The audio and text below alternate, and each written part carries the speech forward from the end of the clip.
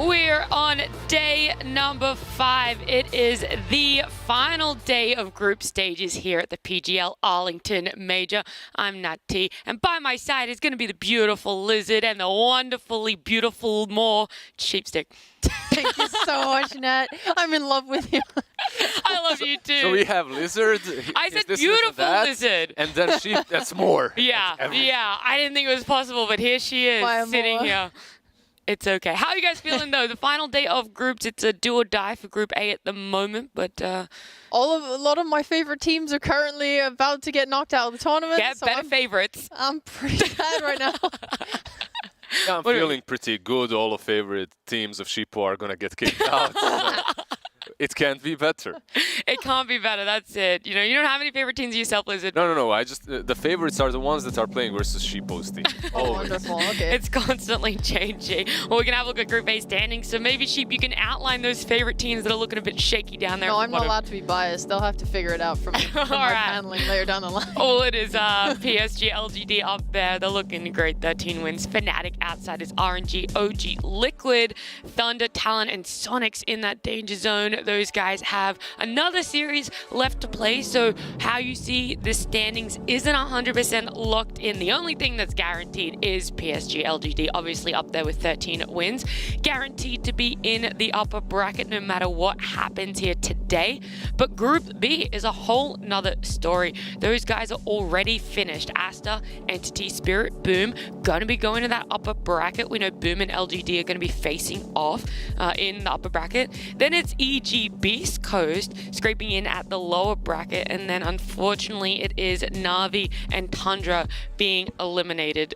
Do you guys have anything that you want to say for Na'Vi, Tundra? We're not going to get to see them anymore here at the PGL Arlington Major. Yeah, I'm quite miserable. Day one, I literally came on the panel and said, yeah, Na'Vi's my dark horse. I really think they have what it takes to go all the way. It's not only that it's not only that she said it, she baited me into following along. You agreed with her. After that, on every panel, I was like, hell yeah, Na'Vi, Sheep knows something, you know, they're gonna... She covered Eastern Europe, she's got to know something we don't know. They were really good. I don't know what happened. You were paneling their series. I was casting them during the Eastern Europe with Ares, and it looked good. Like, I liked what Na'Vi had. I liked that no one was back to his glory. He was playing in his old style, but... Land's a different story, as they say. Sometimes teams just don't shape up. Yeah, Land's a different story, especially for teams that have a lot of new blood. Yeah. New blood that haven't experienced that many or any majors before. So yeah, new blood like Solo. He's just so fresh.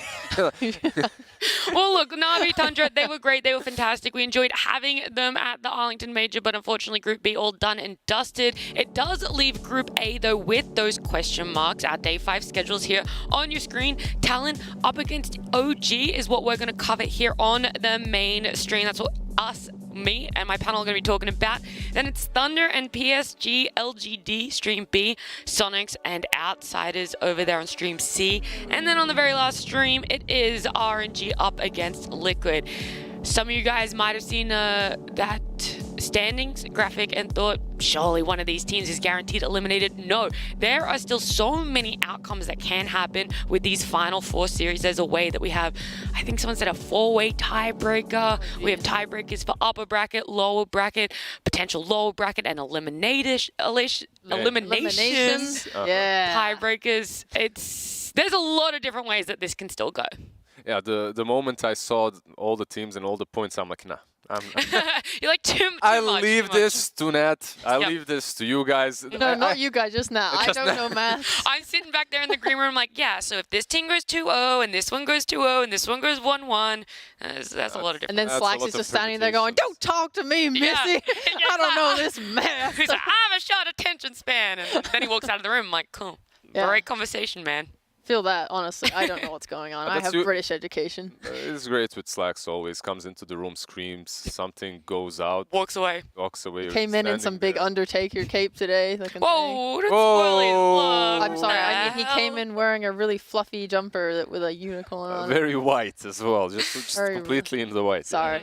Whilst there are those 4 games still to be played, a lot of different outcomes, I did have a chat to our casters, and I wanted to know what were the must-watch games. If they could only go back and watch one game of group stages so far, they gave me their answers. Sunspan and Jenkins, they said that RNG versus LGD Game 2.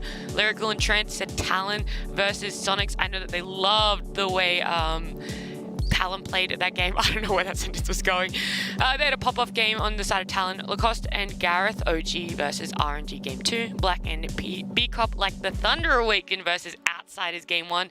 Daniel and Aries, Aster versus Team Spirit. And then Mike and John, you gotta love it. They said Navi versus Boom Game 2. So I believe that that was the Yopaj Rampage game. So See Pride, baby. See Pride, that's right. You can't blame them. They looked fantastic in that game. See Pride at the same time, something that eliminated a lot of Navi's fans out of the tournament. Yeah. Their hopes and dreams were shattered, and in what fashion as well with the Rampage. So unfortunate, but yeah, those games, from all the games that they have stated, I think Aster and Spirit for me is probably the... when it comes to the skill and the level of Dota that was played up there, when it comes to the most interesting match that I watched, it's probably the EG versus Spirit with a comeback, the Lone Druid comeback. Oh yeah, that was pretty hype. I want to also have a look at the win rates per region. You know, we talk about, oh, Eastern Europe's out now, or Western Europe team is out. If you guys wanted to know, though, just how successful these regions are looking, China, obviously the standout there. They have an almost 72% win rate with their teams. Unfortunately, though, on the other side of the coin is NA with only a 36% win rate for them, and everyone else sort of floating in the middle there. That clearly says 35.7. Let's not round up. We can round up. We can round up. To be fair, that's about the same amount of people.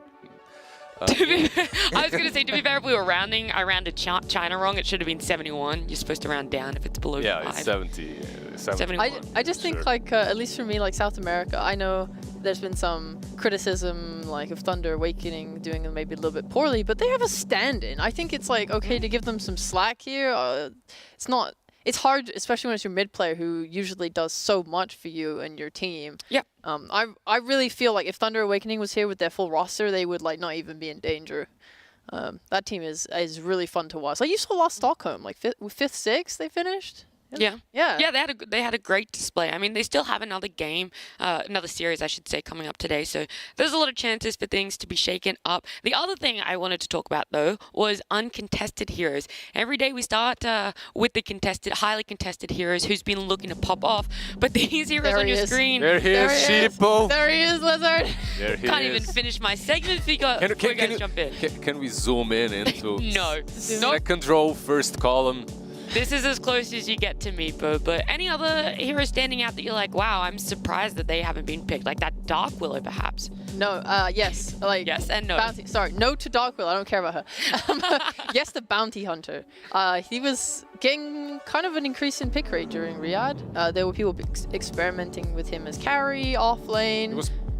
He was being picked in pubs as well, quite a lot in high MMR, and one team that actually practiced it quite a bit on different positions was Navi, and yeah, they didn't pick it at all. They didn't believe in their strats. That's the problem. Disappointing. They went back. That's why they weren't the full dark horse that you expected, Sheep. Yeah, they just needed more Bounty Hunter. That's it. That's it. If they just simply would have won the whole tournament, if they just picked the bounty. Yeah, god dang it. Just get your hands on the Bounty Hunter. But those were the main things that I kind of wanted to bring up as we are in our final game of group stages. But let's start with the series. Let's start talking about it, right? Because this is the ultimate hype, the thing that we are all here for. It is OG up against Talon. Let's start with OG. These guys had a pretty shaky start to this group stage.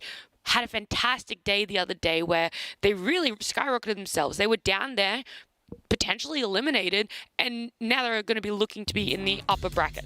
Yeah, when you look at OG and when you look at this lineup right now, there is obviously one player that everyone talks about, one retired player that came quote back. Quote unquote retired. Yeah, that's even if you think about the stories that the talents are sharing behind the scenes, it's usually, okay, did you see what he was playing here? Did you see what he was practicing there? It's an IO, they pick IO, because what he practices is what they pick. But it also puts a lot of the spotlight on him for every other team, which can make it a little bit easier for the other teammates to get the heroes that they want, and then you end up with Taiga that has this amazing Enigma game, and on position 4 he can do quite a lot, and I love that he's up front in this picture. You think he's been a pretty standout, untalked about player for the team, or do you think he's getting the recognition he deserves? I feel like for as long as I've known him, he has been stealing a lot of farm from the offlaner. That's the first thing. I remember even some Dota pit miner in Split, like talking to Insania, and he's saying the same thing. Yeah, like we kind of have two offlaners at this point. It's not a position 4 and an offlane. But I think that over the years he can always find the right chemistry with the offlane when it comes to how much farm he has to take on the map and how much he needs to let someone like Boxy in the past have. Yeah, and I think like his hero pool complements that as well, because he'll play the Enigma and the Chen, who are very good at jungling. So he can take the enemy's map space. He can maybe take like his own team's jungle when they've like moved to the other side to take the enemy jungle. Like there's a lot he can do there, and that's how they get a lot of farm. So OG looking very good. They're going to be coming up against Talon, a nice, notable SEA team. I say notable, right? This team actually started the year, the DPC Tour in Division 2. They had a bit of a roster change at the end of Tour 1, and they made the rise. They absolutely dominated Division 2, Tour 2. They came into Division 1 for the first time last tour, and here they are taking a major spot. They literally have one of the best uprising stories, She. Yeah, they came second. Like, only losing to Boom. That was so impressive because Fnatic had looked so dominating. And yeah, like Talon just came in and stole the show. I know Fear was like, yeah, this is the year of the Talon. He's like got them as favorites to win TI everything. Like Fear is all on board for Team Talon. Something from an outsider that was only watching, wasn't paneling with you guys the SEA region, but was on the SEA region before. Like seeing all these names, like it's Boom and Talon. I feel like they got the best out of all the teams that were there in the first 2 seasons of the DPC. Yeah. So on one side you have Yopaj, who's everyone's idol, right? Whatever, all the memes are there. You have on the other side Mikoto, who was always the one. They were the true rivals on the mid lane. Like everyone else was kind of there already. Like the story has been told, but the Yopaj and Mikoto story has just started a year ago, and it's fun to watch them rise. Yeah, it is really good. Like Mikoto, when he was talking about mid laners in C, he said that when it came to the mid, in laning, he felt that Yopaj and Armel were pretty similar in skill, but when it came to the mid game, Yopaj was stronger. So he's found it always fun to play against Boom.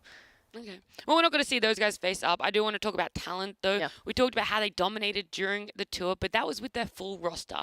They do have a stand-in. They don't have Q with them. They do have Zephyr instead.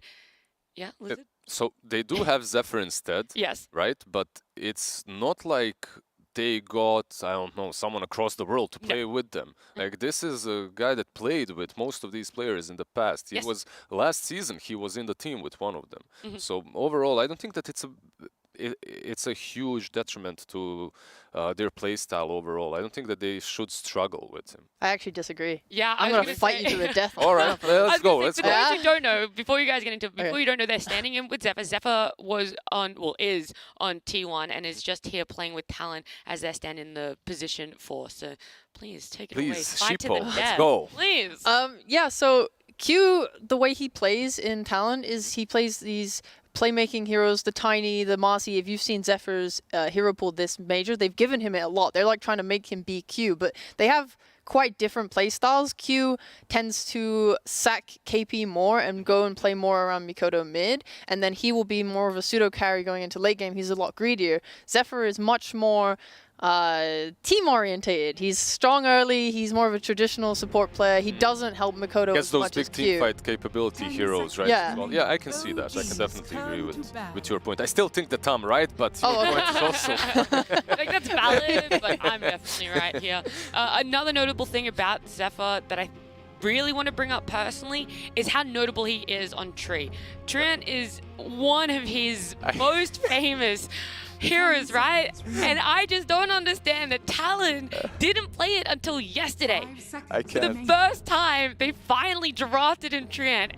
I've never, ever in my life heard someone be as enthusiastic about Treant as she is. It's Zephyr's Treant! You don't understand, Lizard. I understand, but To be fair, I have hopped on about it a lot in the green room. No, it's really, it's because it's so good. You look at this guy when Treant is out of the meta, he is playing Treant. TI-10, he is playing Treant. DPCs, he is Treant. You don't come to a major and not give him Tree. Right? But not only the fact they weren't picking it for him, but no one was banning it against them. I know, It's like, the disrespect. For me, is the same like saying this guy is a great Lich player. Wow, did you see the way he plays that Lich? You have. Did you see Zephyr play Tree yesterday? I have. It's good. It's good. It was an amazing game. They ended up, pushing racks at 19 minutes. 19 minutes take high racks. ground. And it's all on the tree. Yeah, all of the tree. But here's the the living armor that he was casting across the map It was insane. incredible. But it kind of is like when you give someone their comfort, they will play better. And you can say like, you can meme about Lich, but the nice thing about his Tree is that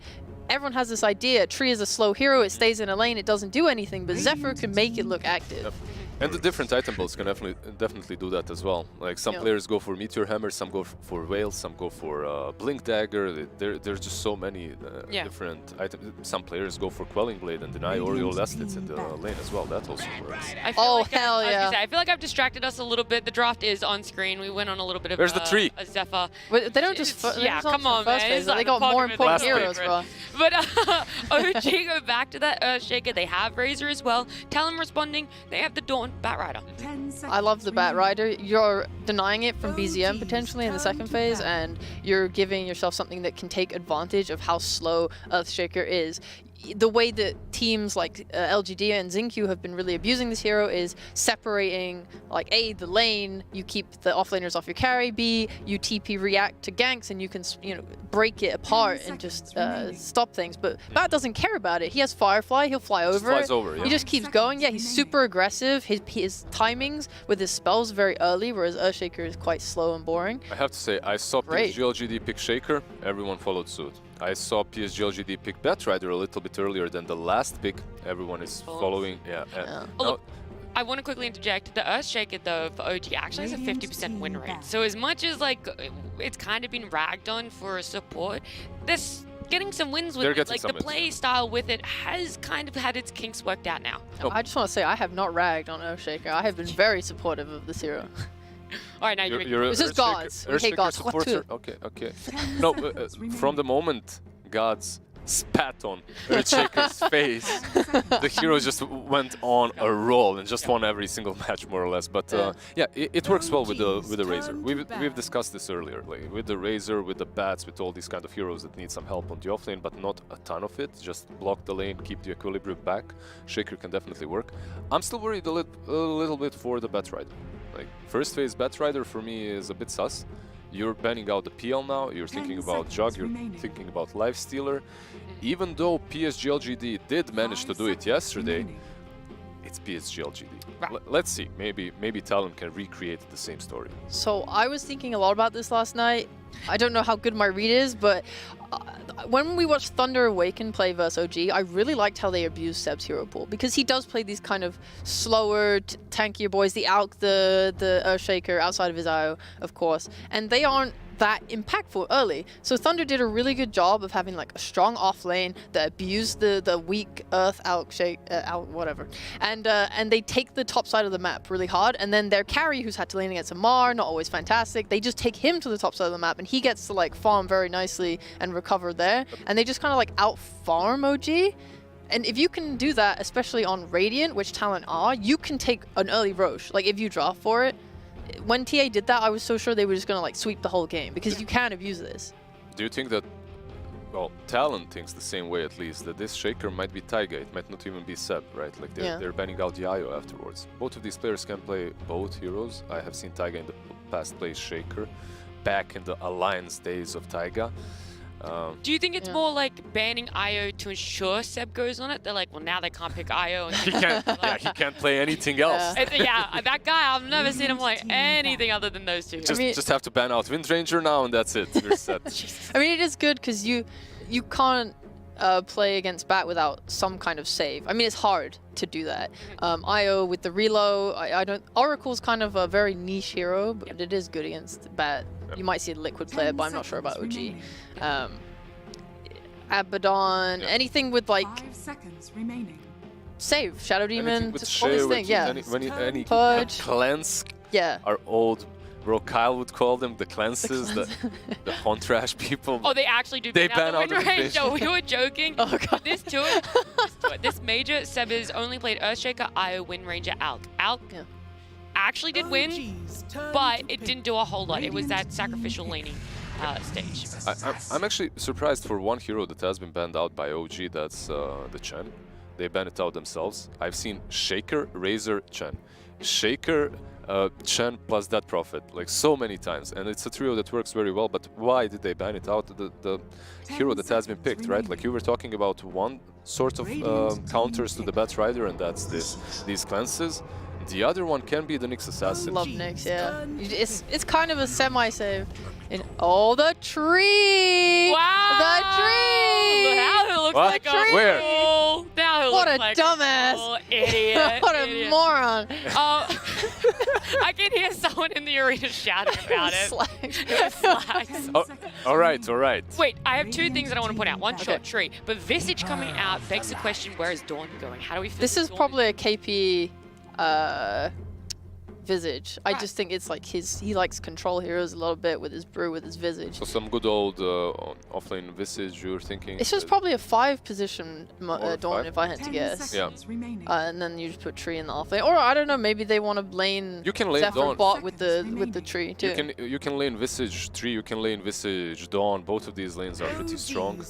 That can go in either one of the solo lanes afterwards, like mid lane probably. Yeah. They pick up the Kotal afterwards. That's also a mid laner revealed for OG. I don't think there is any ambiguity there. Like you have the Shaker, you have the Nyx. Kotal kind of has to go mid. Do they have... So whenever I see the Treant, I want to see heroes that can take towers in one go. Right now OG does not have that at all. So what you're saying is a great It's tree a great pickup. Treant pickup. Not only because of that, but the fact that it synergizes extremely well with Visage too. Like you have your layers, on top of that you get some more layers of living armor. Like you cannot kill that guy. Yeah. It's impossible. Yeah, and this also like feeds into if they want to like put their carry in like the top area if they do own that lane, because like Visage is a lane dominator, especially with like a Dawnbreaker. You can just leave your tree at bot to push out that wave and keep your like bot lane tower really protected, and or you can put him even mid if you want your mid to go be active and play on the side lanes, because as long as Talon don't give up towers, it's really hard for OG to play, because when you're limited on map space, how are you going to be farming? Kotal is a super power farmer, right? This is probably an Amar Razor as well. Like OG is inherently an incredibly greedy team, so if you're able to not let them encroach on your map space, they become very limited. And Talon have a lot of aggressive kill potential with Batrider. If OG was to smoke up and make plays, which they tend to do when behind, we saw them do that a lot against LGD. Dawnbreaker is going to be there with the ult to help disengage that too. What's our Savage Boy getting here, she? Oh, that's a big question. Yeah. A power farmer. But, I mean, he's been playing a lot of different stuff. He likes his greedy heroes. He likes his Bane. Wait. His favorite Bane. Wait. Oh, Dawn carry, maybe? Dawn Yeah, carry I was instead. gonna say maybe Dawn carry now with Yeah. Bane coming out. Okay. Interesting. They have so much BKB piercing control on Talon, so whatever carry gets picked here, I think they're pretty comfortable that they have ways to deal with it. I look at these heroes and they look kind of too thick to me on Talon. Like you have the They're like tree, you what? have the Bane. There's zero damage coming from your 2 supports, and the other 3 cores definitely have to compensate on that. Can they compensate? Yeah, they can. But I feel that the 2 supports are very similar in nature. Let's put it just that way. Or maybe they have the same weaknesses. They aren't similar, but they have the same weaknesses. That's true. What I do really like though is their ability to pick off on side lanes is massive. If if Tree is just somewhere pushing out a lane, doing his job protecting towers, Bane can go Bane can go set up a kill. You have Batrider coming in, Dawn's ulting in, this whole thing like, and Jug, you're playing into Lasso, Grip, Trio. Like this is a very hard Jug game. You can't just freely split push lanes this game. But it's also the most default pick, I suppose, versus the Visage and versus the Batrider. Like, yes, you get that spin, you get to deal with the armor as well. So, in that sense, it's fine. But overall, Talon's draft looks so nasty to play against. This is some SCA nastiness from the pubs right there. Hey, I'm absolutely loving it. Does that mean you guys are going for SEA? You're a bit of a SEA fanboys at the moment. I just need Talon to get to their BKBs so this Nyx doesn't cause too many problems, and they're good, I think. Yep. Yeah, like how can I go versus Zephyr Treant? I don't know what you Zephyr God, Treant, he's talking been about? converted. He's been converted. He knows. He's absolutely on board. Zephyr Treant, I'm so hyped for this game. And I also know our casters, Lyrical and Trent, are just as hyped. That's right, Nat. We're ready to go, Trent. It's time. The Zephyr Treant. We're getting a Dawnbreaker played in the carry role. They're going to start punching each other a bunch. I can't wait. How you feeling about this game? I mean, all I've heard for the last 24 hours has been Zephyr Treant, Zephyr Treant, Zephyr Treant, Zephyr Treant. In the rides, going somewhere, talking about Zephyr Treant. In the green room, talking about Zephyr Treant. I can't believe they didn't pick it until now, Zephyr Treant. And then they actually do it. So it's like, you know, when you're right, you're right. So Absolutely. shout out to Nat and Sheep. They were ready for this one. And question is, are OG going to be ready for it? I mean, you'd hope so. And again, for OG trying to make it into the upper bracket, Talon just trying to stay alive. Yeah. Make sure that they can play on that main stage. A lot on the line in this game, so let's get ready to hop into it. Game number 1. And I got to say, I don't like betting against Dawn. That's the big thing to me that stands out. This hero is insane. Especially position 1. 1 through 5. Play it wherever. Yeah, I mean, that's right. It can go anywhere. But, you know, I really like that fast aggro potential of the position 1. Hopping all over the map, and as you heard the panel mentioning right at the end there, tons of great opportunities to set up for that. The Solar Guardian is a serious threat out of the position 1. You essentially are going to be playing like a Spectre in a similar case, where 23 Savage can be farming up, getting some items, and waiting for his allies to prop him up and just set up. And he's got everything. He's got Lasso, he's got Overgrowth, he's got a Fiend's Grip. And that last pick, Juggernaut, not necessarily the best looking Jug game right off the bat because of how your spin is not safety. It won't necessarily get you out of harm's way. And I think that this Bane, another one of those heroes that, you know, a little bit weird to last pick, but in the era where we had so many different rounds of, like, you know, the IO pairings, it was always the Bane that went with it. And it's probably a similar thing with Dawnbreaker, you know? You set up a Nightmare, you go in with the Solar Guardian, you can blow the person up while they're still stunned, you throw the grip afterwards. So these heroes, Nightmare might just mean death. Yeah, there's a ton of setup. I mean, even just for, like, birds or something too, right? Just like coming in and chaining through.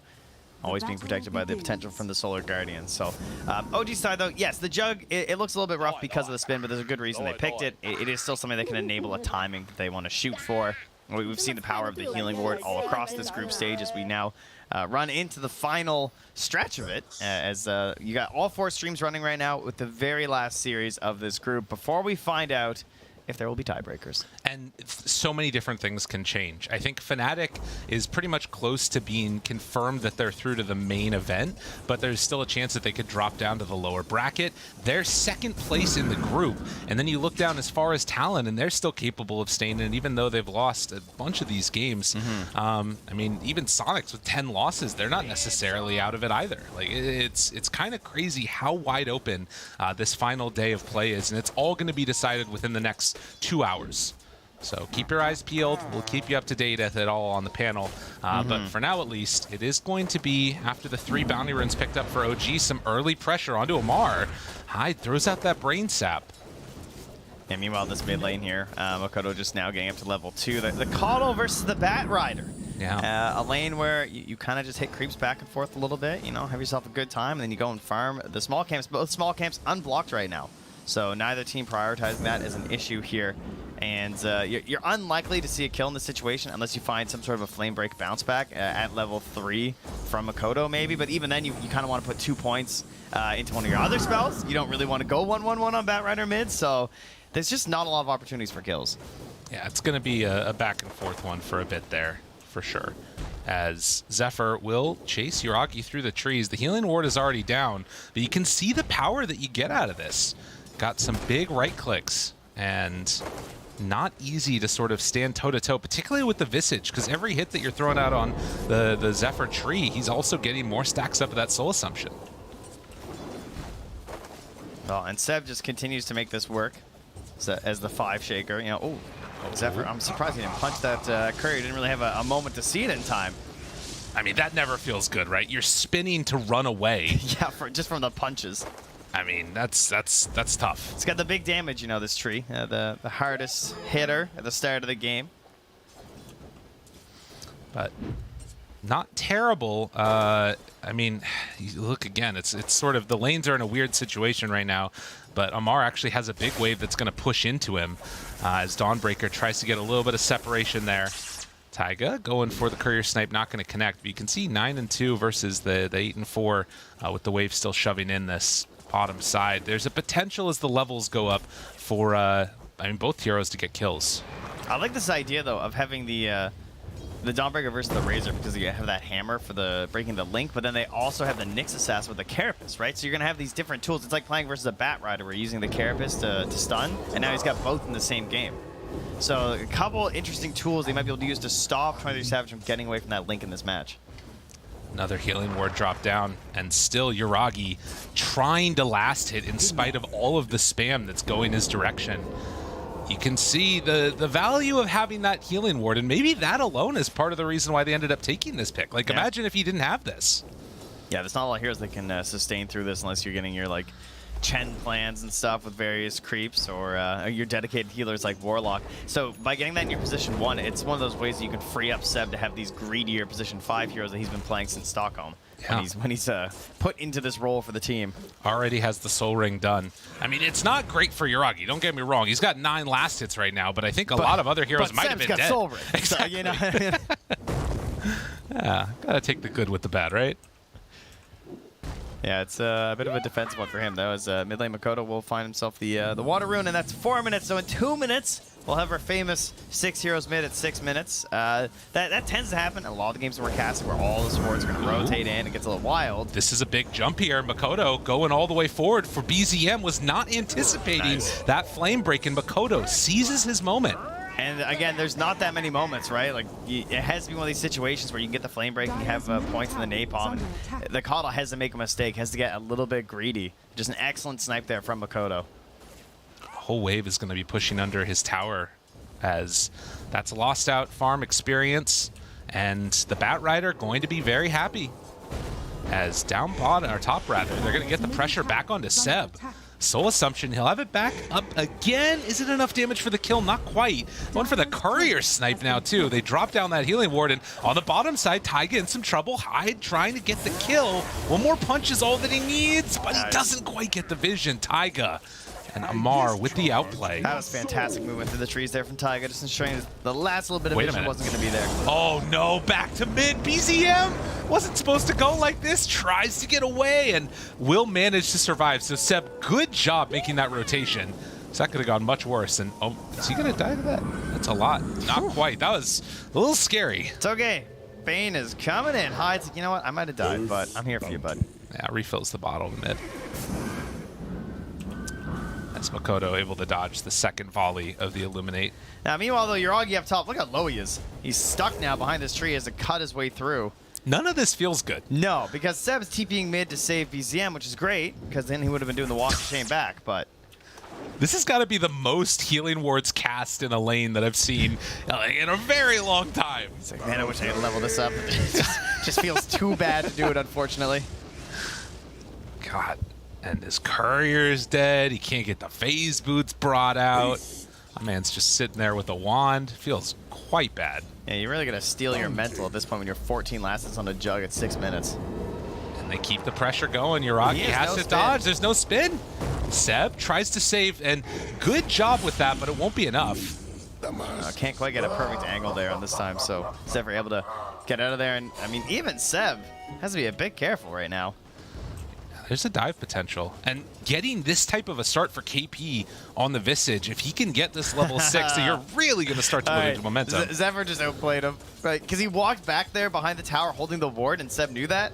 But the way he did that loop, he held it the whole time, and Seb threw down the sentry, because, like, of course you'd want to keep up this pressure, right, as much as possible. So I love that little loop that he did. And that's why there's a sentry behind the tower and no ward to D-ward. Yeah. Zephyr still can go back in. So now you also have, though, the opening up of the mid lane there, because the Coddle's rotating around. BZM looking for plays up top here, so messing with the stack as Seb. Ooh, okay, well. Playing aggro with the tree. It's what they like to do. And Seb, pump faking the fissure. Eventually, few too many. Will not be able to escape. But KP, this is a good kill if they can turn it around onto him, and they will. So BZM actually comes in to secure that one. And you can see Yuragi, all right, I got to get a Midas. We got to get to recovery mode. Every game we cast Yuragi, it's Midas gaming. You know, he's really getting sacked. He's truly the hero who's letting Seb have these games. Let's see if Seb can make the carry play happen. That's 23 Savage. He's got no hammer. The link, the chase, the right clicks. It's not enough. Hide now.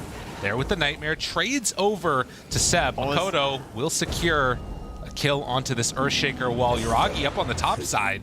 Getting chased down and spins away before too much extra damage comes his direction. Yeah, 23 Savage obviously does not want to go back home, right? You know, I mean, you're Dawnbreaker. You're going to have yourself a Luminosity, and he's holding the Solar Guardian right now. So he's trying to look around the map for these plays that they can make, but that's going to keep him low HP. So potential for a play here, but it looks like the rotation is not coming his direction here. So we have BZM running up top as he's smoked. Taiga coming smoked up here as well. Only level 4.5 on the Nyx Assassin, though.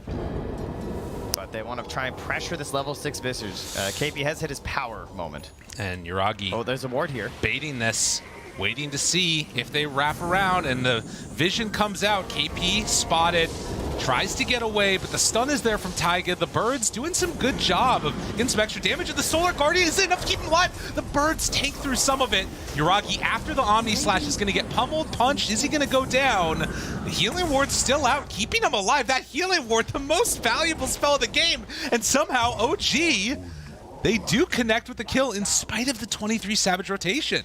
Yuragi is doing so much this game, it's actually unreal. Like, his suffering is bringing them success. I want to look at what his healing numbers are going to be at the end of this game. Yeah, great rotation to help out, though. Excellent bait and setup there from the whole team, and despite having that defensive observer ward there to try and spot when the smoke break, it didn't matter. KP had no way out. Good stun there from Taiga as well. So OG got themselves a bit of a lead here as they continue to pressure up top while still having Amar freely farming in that bottom lane. And this entire time, in spite of the solo kill that happened, you talk about BZM and where he's been, making plays around the map, finding a couple of kills, and then also just keeping the farm going. So he is top net worth in the game right now. And so the concern for me for Talon too is that in order to get back in this game, you're going to try and enable your team through this Bat Rider. And he's playing into a Nyx Assassin, who's going to be looking for these Carapace plays to stop you whenever you're burning across that ground. You're going to be playing into the Fissure block, where you can just get like stunned up. Your allies might have a hard time helping you. You're going to get stunned going for these lasso plays if you dive a little bit too deep. Jeez, okay. 20 Savage getting real low in the jungle. He's doing a... Oh, got Possessed Mask, though, so it's okay. Yeah, he's good. You fight your way back up now. And so it's going to be this battle of the lasso plays combined with the Solar Guardian and just how much OG can delay and stun you through that and sort of take these risks versus the heals and make you wonder, kind of like up top, where KP, you know, almost survives through by trying to remove the Omni Slash with the Birds and the help of the Solar Guardian, but wasn't able to. Oh, that's a big old stack. Very nice. Thank you, production. Makoto. This is how Bat Rider gets a game. Trying to catch back up to the Coddle. It's going to be a bit. Does already have those boots of travel, but queuing up the BKB next. And OG, they look somewhat comfortable sticking around in the mid lane for the moment. Although, TP rotation up top. Taiga. Yeah, I don't see any sentries. KP, he's in some trouble. Stun, it's there. It connects on the Birds, and, well, they get brought down 100 gold and potentially the kill. No, hide. Throws on out the Fiend's Grip, and that's enough to get the Visage away. Yeah, you'll take that. That is 5 heroes in your lane failing to get the kill. There's also Makoto with the haste rune on the Bat Rider. You got to think they want to make a play here, but they have to bring full numbers. They have the Solar Guardian. KP's coming back. TP in for Makoto. They want this bad. Can they get it, though? Who's the target that they go on first? Haste rune, Makoto. Thinking about popping it. He can't go near the Nyx. It's so hard. Look, he gets him there. The lasso, good spike Carapace to interrupt. Taiga, he's going to be the sacrificial one left behind. He's weaving that thing around like it's an operation or something. You know, bzz, bzz. You have to be so cautious versus Nyx Assassin. He's menacingly standing there, and all they get with that rotation of 5 heroes standing up there is a Nyx Assassin. So OG, I'm sure, very happy to remove themselves from that situation and only sacrifice a support to an early power ruined Bat Rider. Speaking of power runes, it is 12 minutes. It'll be an invis for 23 Savage as he heads down towards Yuragi, but this is an unlikely kill and would just like slow you down a lot in farming. It is tough. This game has been really rough, I feel like, for Talon to get things going. It's a 3,000 gold lead for OG at 12 minutes, and that's in spite of several of the lanes. It felt like going really, really well. Maybe around this Vlad's timing or something, we're going to see Talon try and make a move with a pickoff and then into Roche. Vlad's into Wraith Pack, definitely the big time these days for the Visage. But again, it's Taiga, the same area. They need detection here. He's just doing it again. Gets caught, Nightmare onto one, but KP in trouble. Solar Bind, do they have enough for the kill? They have the Echo drop from Seb. And just like that, you lose your core Visage yet again. Zephyr, does he manage to TP out? Yes. The sentry comes down now, but it's obviously a bit too late there. Taiga getting away with murder up top now a couple of times with these vendettas. And you think about late game. I mean, Jug obviously not the most amazing hero in the world, but I think in this one he's going to be able to carry. If you think about like those late game super duper carries, sometimes he comes up a little bit short, but definitely against Dawn he'll have what it takes. We'll see how it goes though. Talon needing to get some extra pressure onto this map. Yeah, it's a tough maneuver though. They have the last up in 5 seconds, so sort of pacing themselves now. Smoke. Hyde has the grip as well. But they are just sitting up here farming some Ancients, and Seb, well, he wants to head over here and... Oh no, he just walks away. The smoke broken, they see him. Fissure there, onto 2. If they're not careful, Talon might lose more. And 1 if Taiga wants to chase, but it's not really worth chasing for them, right? They're happy to sit back and farm and let Yuragi recover a little bit right now, I think. At the very least, Talon did get that ward into the triangle as Anthony Savage throws the hammer, but now he can't get away. And in fact, with the Spike Carapace, 23 Savage is done. Oh no. I mean, so that's the other thing that... Yeah. You've got the Spike Carapace to interrupt the Solar Guardian. You've got so many answers. Yeah, that's typically what we talk about when we see this Nyx Assassin. That was like one of the main theories in terms of like the initial stuff about Dawnbreaker, was trying to stop these global maneuvers from the Solar Guardian, as it does damage when it's doing the little circle, so you can actually stop Dawn from making the whole way across the map. But all our other moves as well. Like when you're at more of an even footing and in the combat phase, like you're actually able to stop a lot of that with Spike Carapace. So much uncontrollable damage that she's leaving behind. She now TP's into the mid lane after just dying. Oh, and goes in for the hammer of the Spike Carapace. This is not going to work. Man, that one hurts. Yeah. Back-to-back deaths. Makoto wanting to make something happen here. Taiga is slowly but steadily burning. That's a maxed leech. He is going to die, but they might chase for more if they're not careful. Makoto's solar bound. They have the Fiend's grip, trying to bring down Amara, but they break it. The fissure from the side finds Hyde, and 2 dead for the Nyx Assassin.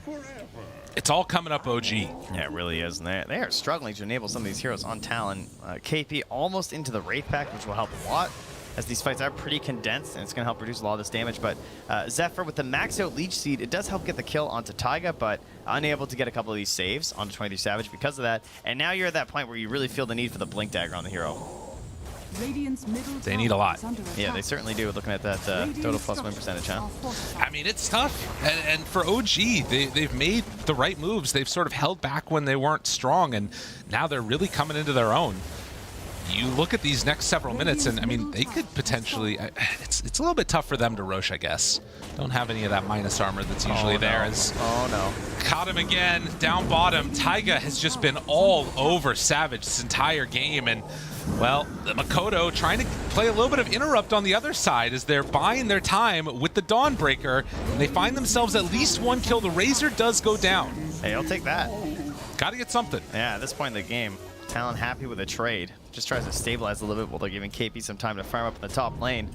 And Seb, you can see, did go for that shard right away. He was holding a lot of gold coming up to 15 minutes. I wasn't sure, like, we've seen Xingqiu sort of hold out for the blink. Right. But Seb seems a little bit more content just opting for the shard instead. It does keep you a little bit more removed, obviously, during the engagements. You can get off multiple enchant totems on top of the Fissure, especially if your team can keep them locked in around that area. Top? Is KP going to be in trouble again? They are sitting on a ward. There's been so much vision here. Solar Guardian, Seb just walks away. Now they're in kind of deep. KP down to half HP. Taiga makes the move over the Solar Bind again. It's just been debilitating. They find themselves another pickoff onto a key core hero. Taiga has just been a monster on this Nyx.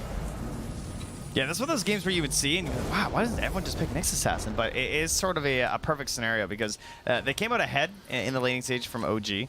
So then, well, maybe not necessarily ahead, but one of the main problems was they didn't put down enough of that vision right at the very beginning for the Nyx Assassin. And when you get away with that as Nyx, it feels incredible because it's like a free initiation. You're just getting in there. You're starting a great situation every single time with the damage into the stun. And then on top of that, it's just an incredible Carapace game. You have it versus numerous heroes on the side of Talon, and you're just not enough of a priority at the same time that they can't really target you first. So it's a very tough situation for Talon to deal with. And every move that you try and make when this map is already dark and you're playing against one of these assassin-type heroes, they're just going to run into him in the trees. Fissure connects onto both. The follow-up aftershock damage comes out. Echo Slam to put the emphasis on it as Yuragi also drops the big old ulti. Bird's dead. There's Bat Riders hidden off in the trees. That was a slaughter. You would think they had vision in the area with how well that fight went for them. And even the bird can't escape. Gets hit down there. And yeah, KB says that they have a ward up there because this bird died, but it's just a lingering vision from their spells. Going down. It's all falling apart. It's a crumble. And OG, the ones with the hammer. They look like they were a peach pie and now they're a peach cobbler because I've seen a lot of that here in Texas. That's right. Yeah. The old peach cobbler. I'll tell you what. It's a deconstructed pie, and they have been deconstructed by OG. They've been cobbled, Listen, sir. They're still sweet, though, you know? Well, that's true. Lovely bunch, I'm sure. Just, you know, I think they want to be more stern into that bracket. Oh, that is kind of terrifying. Although I do like the hammer's coming back. Let's watch it. Wait, no, the hammer. Oh, that's fine. Yeah, there it is. Look at that smoke trail. Mar picks up that haste rune, and they are going to continue this stranglehold onto this triangle. Talon wanting to find, I guess, just again, more damage is really what they've got to get. They need to get into this BKB for Dawnbreaker so 23 Savage can play Dota. Because in the meantime, these types of plays are just going to keep on happening. Yeah, the issue for the itemization is that they need a BKB on Batrider, they need a BKB on Dawnbreaker, and they need the Blink Dagger on Treant. So they actually are hitting everything, right? They've got the Wraith Pact already done for the Visage, the Blink Dagger is coming up soon on Tree, so they will have their chance at a miraculous fight, but the problem is, of course, is that they're already down 9k. There's so much itemization and tankability up right now for OG, and they've sort of achieved a lot of their goals already, and they're kind of ready to 5-man a little bit here. And that's, yeah, you could punish that with like a great overgrowth and everything, but it's still gonna be tough to cut through. Like a Razor and a Juggernaut with a healing ward out, that's some tough stuff. And I mean, the Wraith Pact, that's when that type of an item will really show its full power when everybody's together. And, well, Taiga, again, no vision down. They drop the sentry a second too late, and that means Makoto is already dead with BKB activated. OG, they can keep the chase going if they want. They got their eyes on a KP. Gravechill tries to walk away, and a good job with a little interrupt there from the birds. And that's really the only thing they're kind of lacking right now, right, is items for that big chase. But the Blink Dagger could be finished now for Seb if he wants, but he also has the Aether queued up. So, not sure if he's gonna get real greedy, but yeah. It's the right play. I mean, but if you go Aether, though, you know, that puts you towards the Octarine. You know? Who needs a Blink Dagger? Wait a minute, was I seeing that right? That's a, is that a Solar Medallion coming on out? Solar Crest Medallion for Coddle. Help out his Jug, help out his Razor. Amara, true carry. I mean, also, we didn't even talk about like the early Lotus Orb as well, right? Excellent item choice because the way that Talon can get back in this game, right? Some of these grip plays, some of this overgrowth and everything, you're going to have the Lotus Orb to deal with that with these Dispels to help your allies. So not only is he purchasing one, but they're going to double up their Lotus Orbs as well by getting one on Amar, who already has a BKB. So they want to ensure that their BKBs don't get countered by this overgrowth. They won't have that additional Dispel after. Roggy runs back and the smoke up. Oh, he got clipped. And now he is isolated. And 23 Savage, he is going to die again. The Dawnbreaker carry has not worked out the way that we thought it would. And I don't think it's worked out the way he thought it would either. Now, Seb finds KP. They're thinking about the chase. Yuragi, if he wants to, A little ring around the rosy, but they can't quite get him. Oh, Aftershock breaking the TP. That actually got Hyde up on the high ground too, and I think he was considering gripping Taiga, just like try and get rid of this hero, but he couldn't even get him after that. Radiant's top tower. 12k gold lead with the Aegis on the Juggernaut. And KP tries to hide in the trees. It's where Zephyr is strongest, but will it matter? Zephyr, he can't save his Visage, the Overgrowth, the Root. The Bird's there too, trying to burn him down slowly but steadily. KP's surviving. Is there a chance that the turn will happen? And as a matter of fact, it actually does. Yuragi there, but Seb walks in and gets the big echo. Oh, they were all grouped together. It looks so nice. Taiga's tipping him while the fight's still going. Unreal. 23 Savage will manage to TP out. It was like a tease. He's like, look, he's living, guys. We can go fight. And they like moths to a flame. They just run into this Visage, and then they all explode with Seb. Oh, God. Well, they did find Taiga. Got him. You got me, y'all. Yeah, this was dirty. And you just saw him waiting out there. He's just like, I'm just going to hang out. Yeah. Throw a couple fissures. Zephyr thinks he maybe has his moment, and they actually get the save. And you can see KP, look at the HP going up. You know, he's doing great. He's killing it. Starting to find his safety back with the help of the Shard, but it's not enough. And then when everybody comes together, big old Papa Seb comes in for the finish. Oh, man. Oh, well, back in the real time right now. Zephyr being deployed out of the tree line there. Martin, that's a bit of a risky link. Yeah. Not afraid, though. Yuragi's still hanging on to that Aegis for 2 minutes. And they are just going to strong-arm this tower. As the tier 3 starts to go down, 23 Savage keeps applying pressure with that hammer. But OG, they're going to be content with just the tier 3.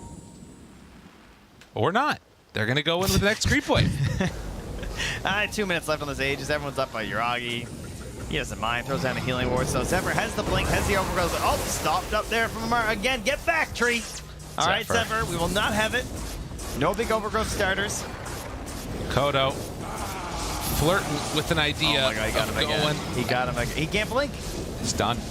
In trouble. Yuragi keeps pressuring. It is slow work, but it's honest. If not now, when? What are they going to do to try and stop this? The birds drop. Mar walks in. They find the tree yet again. And Zephyr, will they finally punish him? Yes, indeed they do. Solar Guardian on to nothing. And OG are not deterred. Oh, Force Staff in with the Spike Carapace. Gets the stun on a Makoto. Taiga says he wants to take this battle down, and he does get punished. Okay, Talon's patience does pay off. Yuragi has a turn available, and they already have killed off the Bane. So they will finish off what they originally came for. As 23 Savage has to back away. The link is still there. KP slowed down. BKB, another echo from Seb. He just keeps finding them. As they wait for the madness to ensue, then they go in for the big dunk. And OG, a dominant game number 1. The strength of just sending this Razor and Juggernaut up front, when you know that you need this like humongous wombo combo to try and get something from Talon, right? Of like overgrowth into multiple like stone form drops or something. Bat damage just burning through everything. And how can you commit to that when there's always the threat of the Carapace and the threat of the Shaker from a distance just chain stunning you through the Shard and then the eventual Blink Slam? You know, and that's why they're just like slow rolling it a bit from OG. And I like what Talon did, where they tried to wait it out and they just tried to delay so that this Rax would take as long as possible so they wouldn't get any value on a second lane from the Aegis. But their patience, you know, eventually Zephyr gets killed. They do kill Taiga because he gets a bit greedy, trying to make a sneaky play with the Force Staff into the Carapace. But unfortunately, then OG just run right back up and punish their own overextension after. Well, this is the game of punishment, that's for sure.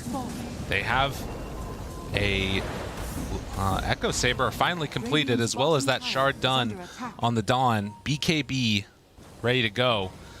But man, it is just feeling like an impossibility at this point. And for Talon, you've got to imagine, you've just got to stay in every possible game that you can. Yeah. This is their tournament life that's on the line here. And fighting into this itemization again of the Lotus and the Solar Crest, like, so much tankability here. Spear Vessel, even just a chase, slow downs. He's behind. They don't even need him. The Echo rather the Fissure didn't connect, but the Omni Slash more than good enough. Mark giving the tip to Makoto afterwards. Why you gotta do that to him, man? Why you gotta do that to him? Fissure catching 23 Savage, the Nightmare save, but there will be no salvation there. As OG keep this momentum going, walk forward. KP can't really do the damage that they need him to, as another tier 3 tower is going to go down. A great stun out from Taiga. Seb there. GG is called. OG take it. Trying to keep their hopes alive of being in this upper bracket and staying there. Yeah, and they were in total control of this match. I mean, moments that things looked good for Talon were few and far between. Yeah. Have we found a lane that Dawnbreaker doesn't win? I think we did. Is it possible? Nyx Assassin and Razor, that's a pretty strong duo to face versus the Dawnbreaker, that's for sure. Because typically Dawn versus Razor, at least you have the option of getting away from the link, but the Carapace really does stop that. And at a certain point, like, if your allies aren't there to help you, the Razor is able to just kind of run you over. Yeah, and I mean, that's something that they've run a couple of different times now. The Earthshaker Razor combo, just bang, bang, bang. I think they did it against Sonics too. Yeah, so we don't even know if they're going to be on like the same team or same lane or opposite lanes. They go double melee supports. It works out. Like, very crafty. It's just a nice idea, which is, I think, a common theme that we've seen from OG teams. They've got good ideas of how to play that Dota. Do you think Yuragi wants like good lanes though? Do you think like maybe he's like, oh Seb, could I maybe hit creep sometime and not somebody's be got to last take one hits? for the team, right? He really did, and they like, let him buy a Midas. That's right. That's carry players like that. That'll keep him happy. It's like catnip. Exactly, catnip. Bad lane, good Midas, and good panel. Let's head on back to them and hear what they have to say about it.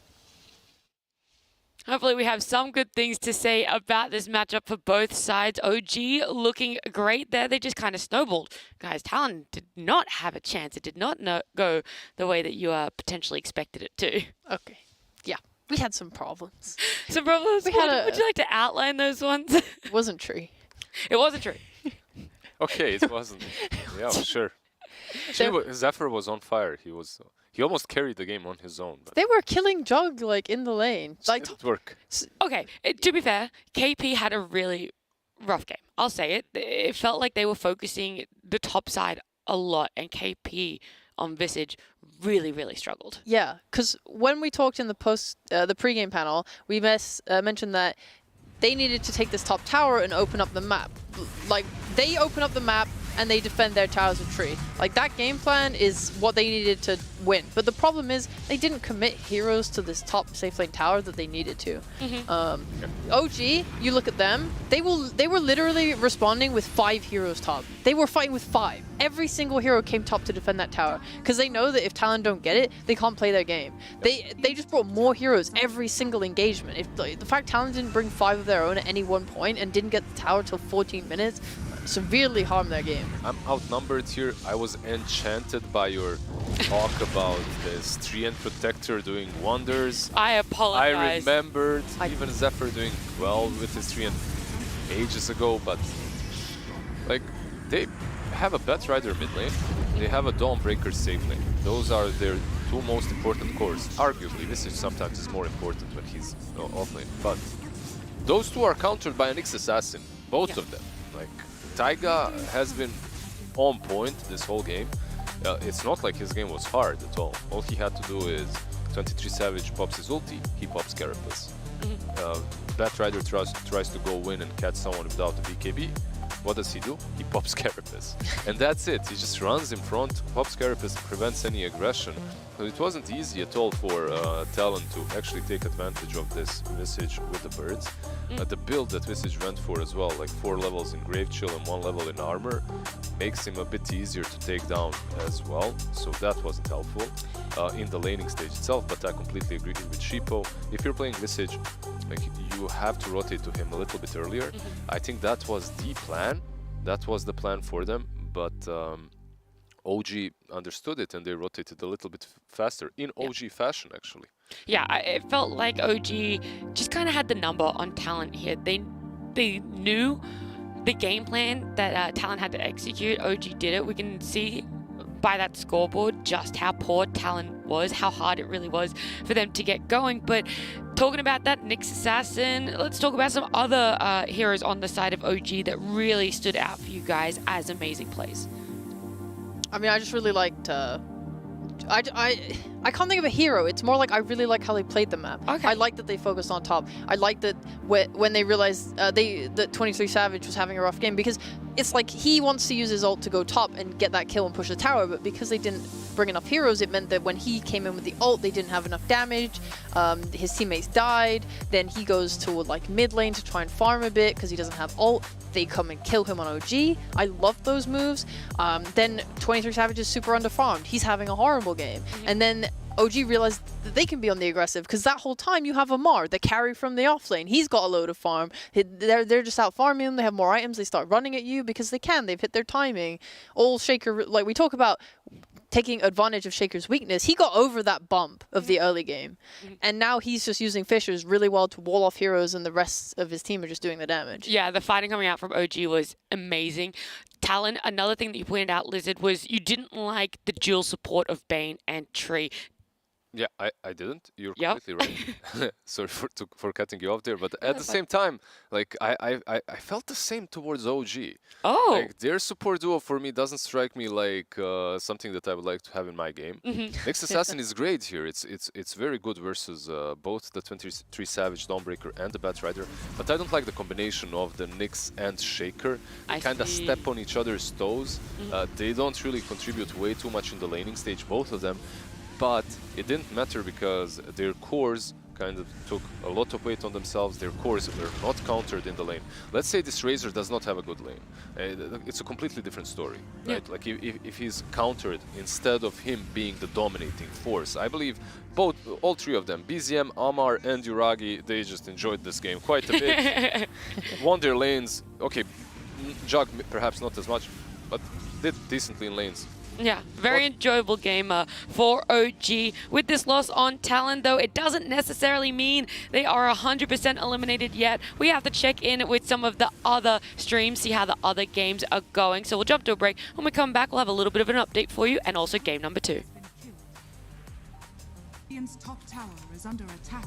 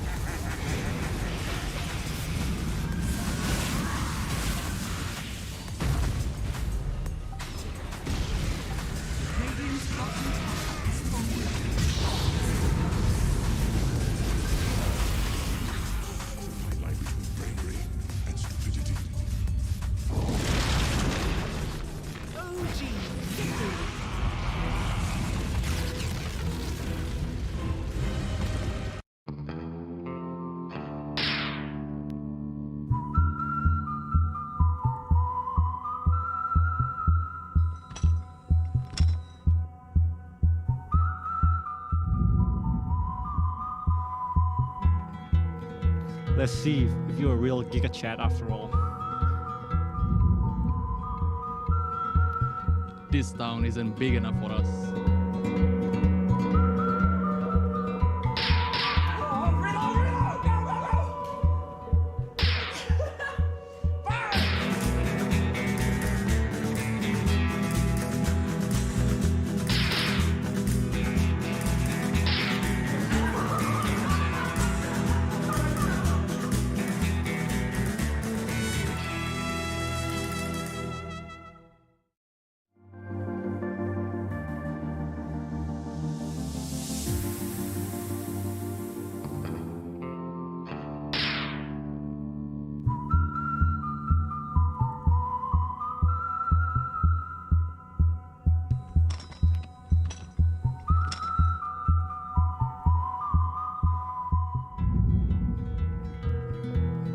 about to get E-out. Oh, I'll kill you, kid.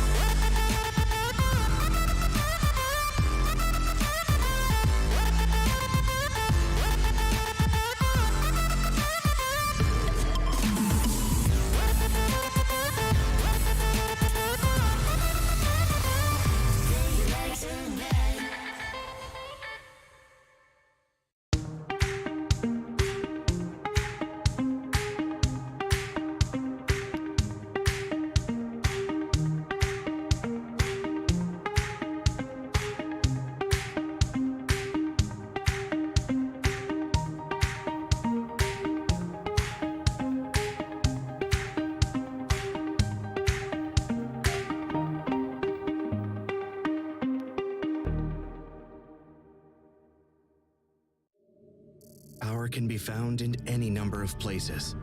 Scientists will tell you that it comes in newtons. Gamers will say that it can be found in silky skills. We will say that the power lies in real thrills. In the play with perfect ping. In the runes and crystals. In every frag and gank. In your personal winnings. Lock and load for PGL Arlington.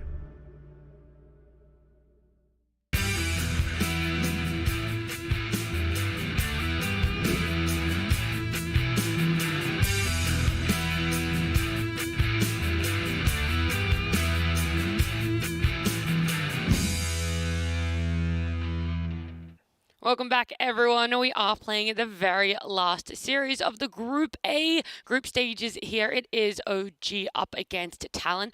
OG took game 1, and now if you do want to watch the other games and you would like to be spoiler-free, then I will say right now, maybe mute the stream, because I am going to give a little bit of a brief update for myself and the panel here. But we had LGD take the game off Tundra Awaken, and we also saw RNG take a game off of Liquid, which means Talon still has a chance to go to tiebreakers and potentially still not be eliminated. But same goes for Tundra Awaken. So Tundra Awaken Talon, they still do have chances to not be eliminated. Unfortunately, Sonics fell to Outsiders, which means they are definitely eliminated now from the Arlington Major. God dang it. Yeah. They were one of my teams I liked. Bit of a roughy. I see Lizard's smug face in my dreams. I'm so happy right now. Like, this is the best I've felt the whole tournament. Oh, no, I'm not. geez. I'm not. Like, it's sad, right? Every time a team gets eliminated, it's not. It's not enjoyable for. Not at all. Not at all. Any of us viewers. Yeah, it places a lot of emphasis, though, on Talon here getting a win. They need to get a win here. This is very much a do or die for their Arlington Major dreams. So let's chat about what, we talked about the post-game before, but what do you want to see different in this draft that will give them that advantage to take this game? Like, one of the things that I instantly wanted to see is Dawnbreaker out, and it is banned out by OG, so it won't be picked by Talon, which is already a better start, even though they haven't picked anything. I want to see 23 Savage on a true position 1 carry that he's known for. This guy was owning SCA pubs for a reason. This guy got picked up by T1 for a reason. He was very good on his big, hard carries, the Medusas and whatnot. Dawnbreaker, that ain't it. Like, he needs to join every single fight early on. He has no time to farm. I mean, he is a person that likes to play different styles of carry, and I really appreciate that about him. He's shown a really great versatility over the Tor 3. I just think that maybe I feel like there's two ways we could go about it. So I talked with the Talon team a little bit last night. Talked with Sophie, she's part of the team, and she said that they're actually very confident. They feel very good. They don't underestimate anyone they play against, and like they are confident. They don't give up. As you know, this is good things you like to hear. Now, before we get to Brew, I was thinking this could go in two ways. Whether they go kind of crazy and just put a little bit something out there like the Dawn carry, or they go back to their hard comfort. You like the 23 Savage Medusa. You know, maybe they just fall back on something a little bit more simple to execute. Yeah. The Brew didn't get through, though. Oh, I was going to say, so they, you know, they tried something a little bit different with the carry last game. Now, hopefully going to be comfort. We see the Brew come out. This is definitely comfort. For those who don't know KP Brew, most people are banning Brew first phase against this team for the group stages. And on the other side, you have another offlaner who's got his hero still left in the pool. That's the Razor, right? Like Marcy Razor, for me, it strikes me like a really good opener as well for OG. They could go once again for it. Maybe they want to try something different versus the Brew. Something like a Doom even perhaps on that offlane or position 4. Like it's doable, but I really wouldn't mind seeing Razor once again. Yeah, like Razor was Mossy because you give him so much. Okay, it's not Razor, but Lone Druid's so good because you just the sidekick gives the bear even more lifesteal than it already gets, and you give so much move speed to the bear too. Like sometimes the bear suffers a little bit to getting kited, and Mossy really helps alleviate those issues for it. It's really good. It's also more lockdown, which Razor doesn't give because obviously Brew, you want to burst him before he gets his split off. Marcy can throw him back. Maybe you get like the Roar, the Fear. It's really nice. It's also, is it a Talon or a Shard? The Lone Druid gets the Roar Dispel. It's really nice versus Brew as well. It's something. It's whatever. It gives it a Dispel. It exists in his head. Why do we have two Meepo spammers and neither of us plays Lone Druid? I used to spam him really hard, and then people stopped playing him off lane, so I stopped playing him. Yep, but overall, I do like the Lone Druid pickup. Definitely for them, feels good. Are we gonna see some Pudge? I don't think so, right? It's not OG style. Man. That would be great. Talon play it. Yeah. 23 Savage? With the Lone Druid, it's another combo that we've seen, right? We've seen the Marcy combo, we've seen the Pudge combo. We also have seen the Io combo, which isn't that bad. Like you can tether up that bear, go ham with the Mask of Madness, with the Dazzle. There's a ton of damage being dished out, but banned out. Yeah, I think like there's synergy in Seb's pool if he went the Alk 5 and wanted to... Yeah, because you buy the Shard and it gives you the little potion thing that... Yeah, whatever it does. I think it's... potion. Yeah. Just throw it, get the bear drunk or something. I mean, it's like a good way to make this Lone Druid even stronger. Yeah. I personally, and this is something other teams do, they paired the Lone Druid with the Wyvern just because the Cold Embrace does percentage heal, and that's so good with a bear that's just like 2 to 3k HP, super big tank. Even for the main guy, right? Like if he's in true form, like he heals up quite fast, it gives you enough time for the actual bear to do his business, kill everyone around. Do you think there's a little bit of a worry of putting too much emphasis on the Lone Druid in draft, or this is a hero that you can put everything into and know that it is going to succeed? He's meant to be your win condition. That's how I view Lone Druid. There's been games I've seen Liquid where Mickey has popped off on like a Monkey King alongside the Lone Druid and tried to carry the game, but ideally you really need this hero to do well. He's what's going to siege the towers. He's usually what just takes objectives like Roche 2. It's good to make him work. I just I want them to make sure that they are dealing with Brew mostly, but not going too hard. So, like talking about Seb's pool, Shaker also pretty good because with the Fisher and the Shard and everything, you can lock him down even more from far away. Okay. Yeah, we're not really surprised now that the Razor has been banned out by Talon, right? Like that's the first thing we mentioned after Marcy has been picked up and Razor went through that first phase. It would still be good for OG.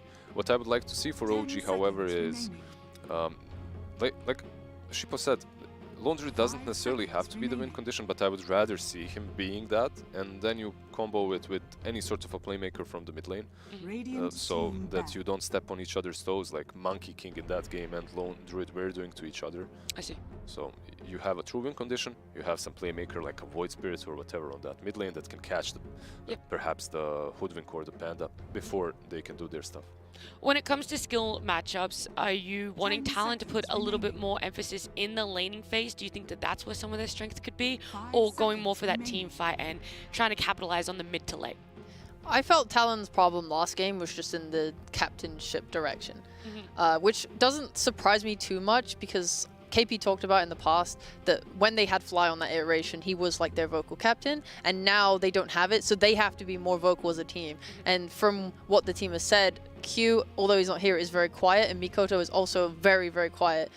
So it's really on 23 and KP to say a lot in these games, and you have Zephyr who's a stand-in, so he might feel a little bit uncomfortable on making calls. So when team gets a little lost in their moves, it's not surprising to me, but it is something they need to make sure they have on point, especially against OG, who will run you over if you start making mistakes. Yeah, the whole region either has captains that just ignite the team, they sing all the time, or they have very silent guys on the other side. But that's the bane of SCA as well. Like the probably, arguably, objectively, the most talented region out there when it comes to the new talent, when it comes to the fresh faces coming out. But new talent does not bring experience, does not bring leadership, and that's something that they have lacked for quite a long time now. It's one of the reasons why Boom always does well. I shouldn't say Boom, I should say any team that has Scam in it. He is just a beastly shot caller. 10 seconds remaining. Well, a little bit further on in the draft here, Talon, they get Chen. It's not panned out this time. They pick it up for themselves. And OG going with that Coddle. Yeah, the Coddle worked really nicely for them last game. I also think it makes Mikoto's life hard. He wants to play make a lot usually, and when Coddle's just blasting your waves out, it kind of stunts what you do. I think OG as well, one of their biggest strengths as a team is BZM's responses to ganks. So when he does like veer off to these side lanes to try and make plays on Mikoto, BZM's usually just there, ready and waiting. And Coddle's a great hero for that. And he's going to be able to deal really nicely with this Chen 2 and like any push they want to make. Where's the briefcase going, Sheepo? I have no idea. 5? Is it offlane? It's is it probably 5? 5, right? Like when 5. If Seb was playing offlane, like this would be an ET offlane right there with some echo agonyms. But I mean, back in the day it was really good. Right now, perhaps not as much. LGD's been playing it, I think. I don't know who picked it first this tournament. I think it was LGD. Yeah, everyone's just stealing. Just constant stealing. On 5 probably is the best position. Yeah. The Elder Titan, yeah. The hero kind of got bonked after TI. He was like the standout hero of that one. So, with all the heroes that they have drafted on the side of OG, they are lacking something like a Void Spirit that we talked about, and Talon snatched that for themselves. They also needed this playmaking capability from that mid lane. 30%. Why did you pick it? It just keeps going down. This is like the second or third time I've seen this statistic, and it's just going for. Fear literally made a tweet like 20 minutes ago saying, "Everyone stop picking Void into Puck." I know there's no Puck. He's like, "Stop it! I'm tired of watching this hero get coiled and die for 12 hours every day." And that's probably why his win rate is so low, because these Pucks have just been dumping on him. Yeah, that's pretty right as well. Like when you think about Eastern Europe and other regions that pick Void Spirit into Puck, there's a reasoning behind it, because it's rarely only the Void Spirit, right? It's Void Spirit plus something, plus Skyrat. And teams here have just been drafting Void Spirit into the Puck. You get coiled, you die. Yeah, you can set up after his Yules, but Puck isn't even buying Yules anymore, so... Yeah, it's true. You just go Witchblade and kill people, and then you can go Yules after. But I think for OG right now, I feel like I want them to have AoE control. Yeah, there is some in Elder Titan's setup with the Stomp, but right now, who is keeping things locked in place for your, Spirit? Elder Titan ult, sorry. Your Coddle wants to do loads of damage too. They have a lot of slows, they have entangles, they don't have like super hard lockdown outside of Marcy when she gets like a blink. Maybe some Mars? Like, Mars would be great for me, but they're looking for an offlane. It's not quite like it's not great. Mars favorite. Yeah, and it's not instant disable, right? Like, yeah. They don't have any instant disable on their team. You can't really expect your Elder Titan to be setting things up. Yeah. Marcy, Aetherlands, Blink Dagger, sure. I'd be okay with like a Panga. Okay. Yeah, so it's just something like that. I think that can just have a lot of control for OG, because they have loads of damage. Like Lone Druid and Coddle will just go to town if anything can just like control them. Are they getting Weaver? Why did they ban out Bloodseeker last?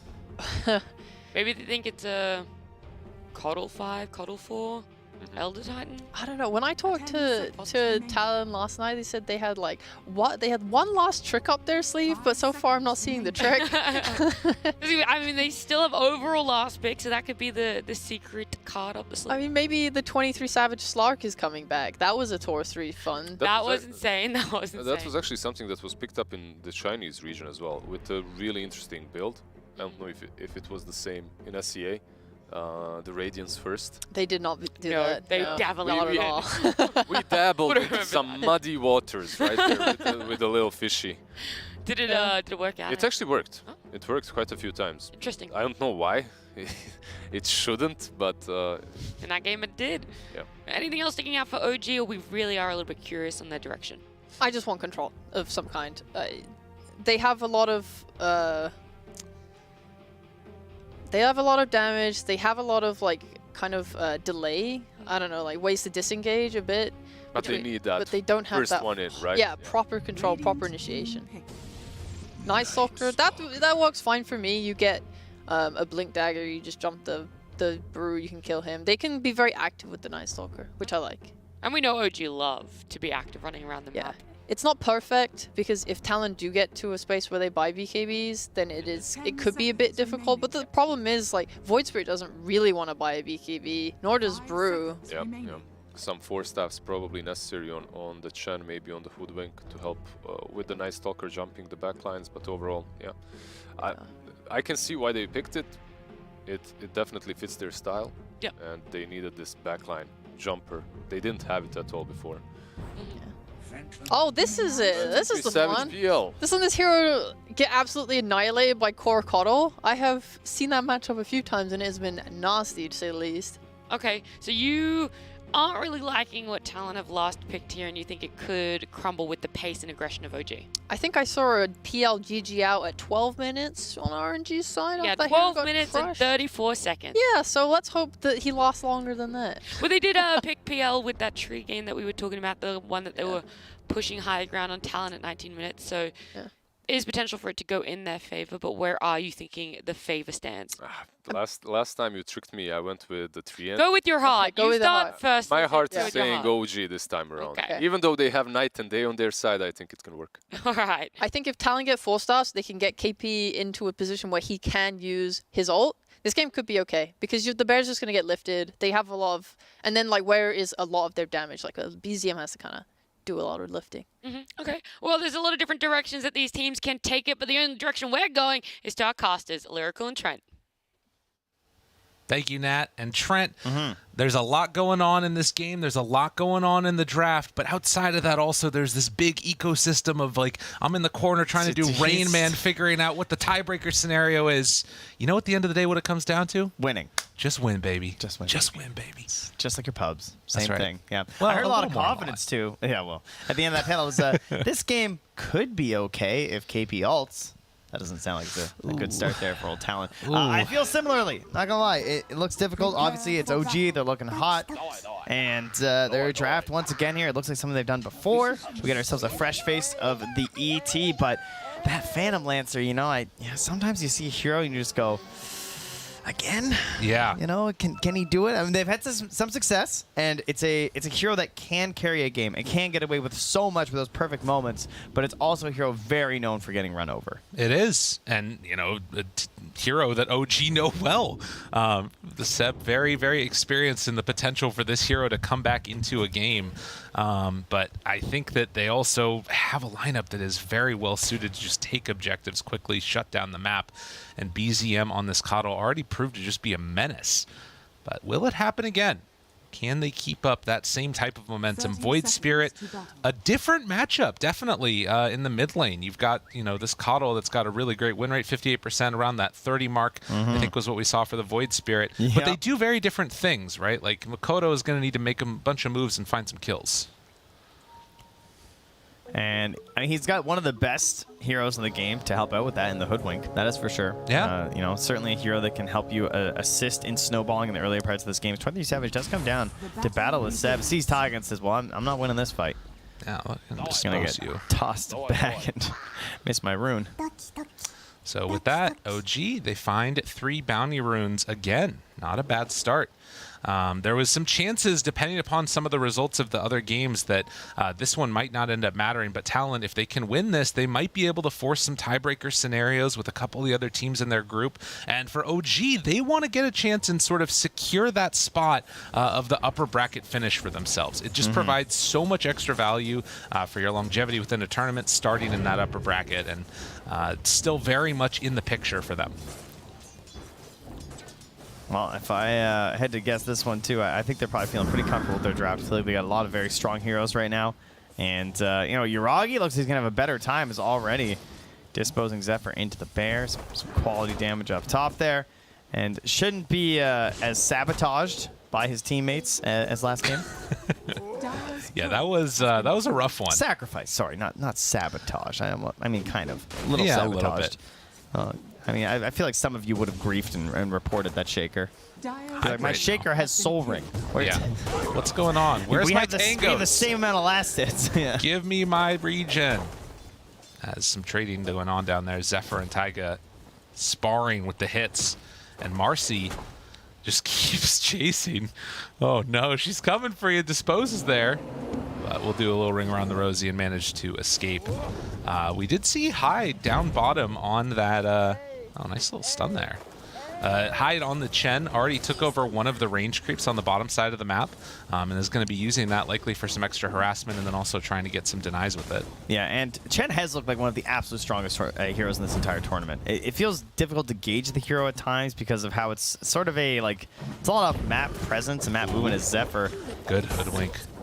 Bushwhack, but is it enough? No. No, only gets the bear.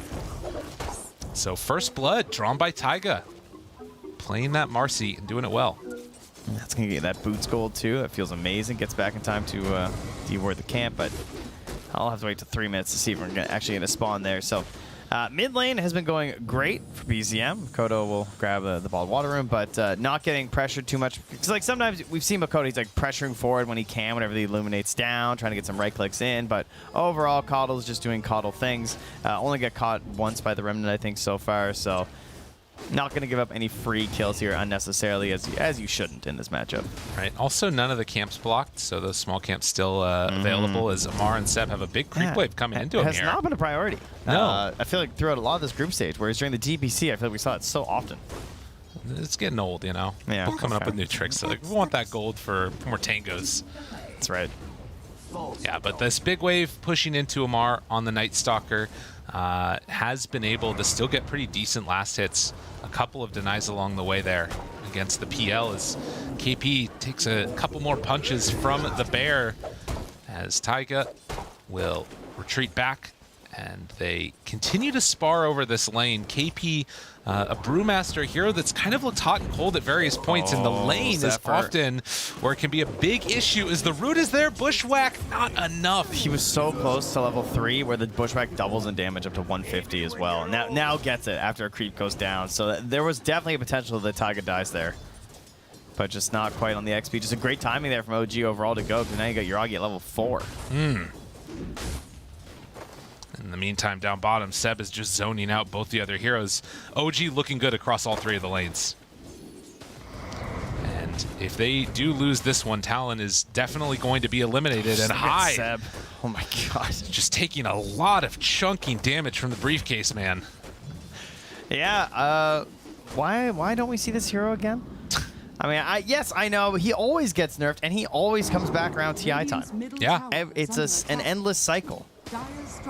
You know, it's he's got the big juicy right clicks right now. Of course, regen being a bit more difficult in the laning stage these days. It's something that you got to imagine he's kind of happy with. As long as he's not being traded with and losing too much himself, and he doesn't have to spend as much. Getting up to your tranquils, which he now has, getting those sent out. You're just a formidable foe here. Oh my god.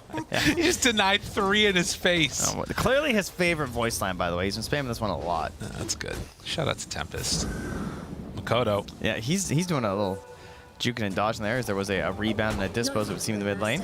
Does mean Yuragi's alone, and the main druid himself gets brought down at 100, 200 HP. Doesn't have much regen, but we'll pass over those phase boots now. So needs to be slightly careful. I think Marcy's making the move over as well, but no, they won't be going for any extra pressure. I feel like Yuragi's going to hit 5 before KP hits 4. No, Zephyr's going to leave the lane. But they've been splitting the XP like pretty evenly. BZM. All right, Makoto hits 6 first. It's that simple, huh? Yeah. I mean, part of that, too, is just the rotation mid as well from Taiga, right? Yeah. Like being there while some of that wave is going out, too, and missing out on their attempt to kill with the rebound of the dispos. Good bushwhack. No Quelling Blade there. Tries to go for the deny, but won't happen. Taiga, 2-0-1 for the start. It really is huge, though. I mean, this happened last game, too, right? BZM went down as well. Yeah. From Makoto, he got that kill at level 5, propelled him to level 6, and then they kept pressuring BZM. In that case, though, they also had Yuragi having a bit of a rough lane, whereas this time now they could actually put more of their attention to this mid lane if they wanted to from OG. Similarly, there's not this easy save rotation like the Earthshaker, where you just TP in and go for the Fisher. Seb can't really do that. It's a lot slower and more telegraphed with the Elder Titan. And it's a little tougher with the Marcy as well, I think. It makes it a little bit more dangerous. Hide.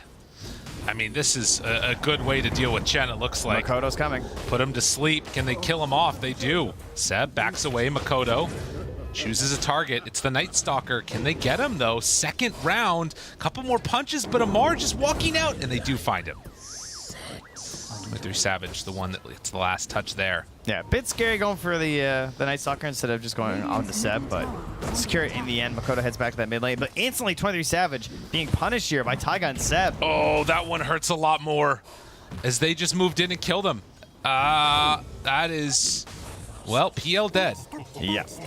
So, Elder Titan, heroes that he loves to play versus tend to be a lot of these illusion heroes because they're big, stat-heavy, agi heroes, and PL obviously no exception. So at level 1, it's a 40% base armor reduction, but as we get later and later in this game, you're going to be seeing that 100% base resist reduction on the armor. And so if you haven't watched a lot of ET, because maybe you just started watching Dota this year and you don't see him too often, that just means you're going to lose all your base armor.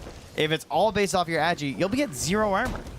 And that makes right clicks hurt. Yeah. Because then they just become pure damage. It's kind of wild, and yeah, 23 Savage not likely to be picking up all that much along the way.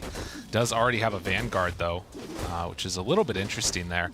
You can see this is one of the things I wanted to bring up. The camp stacked though.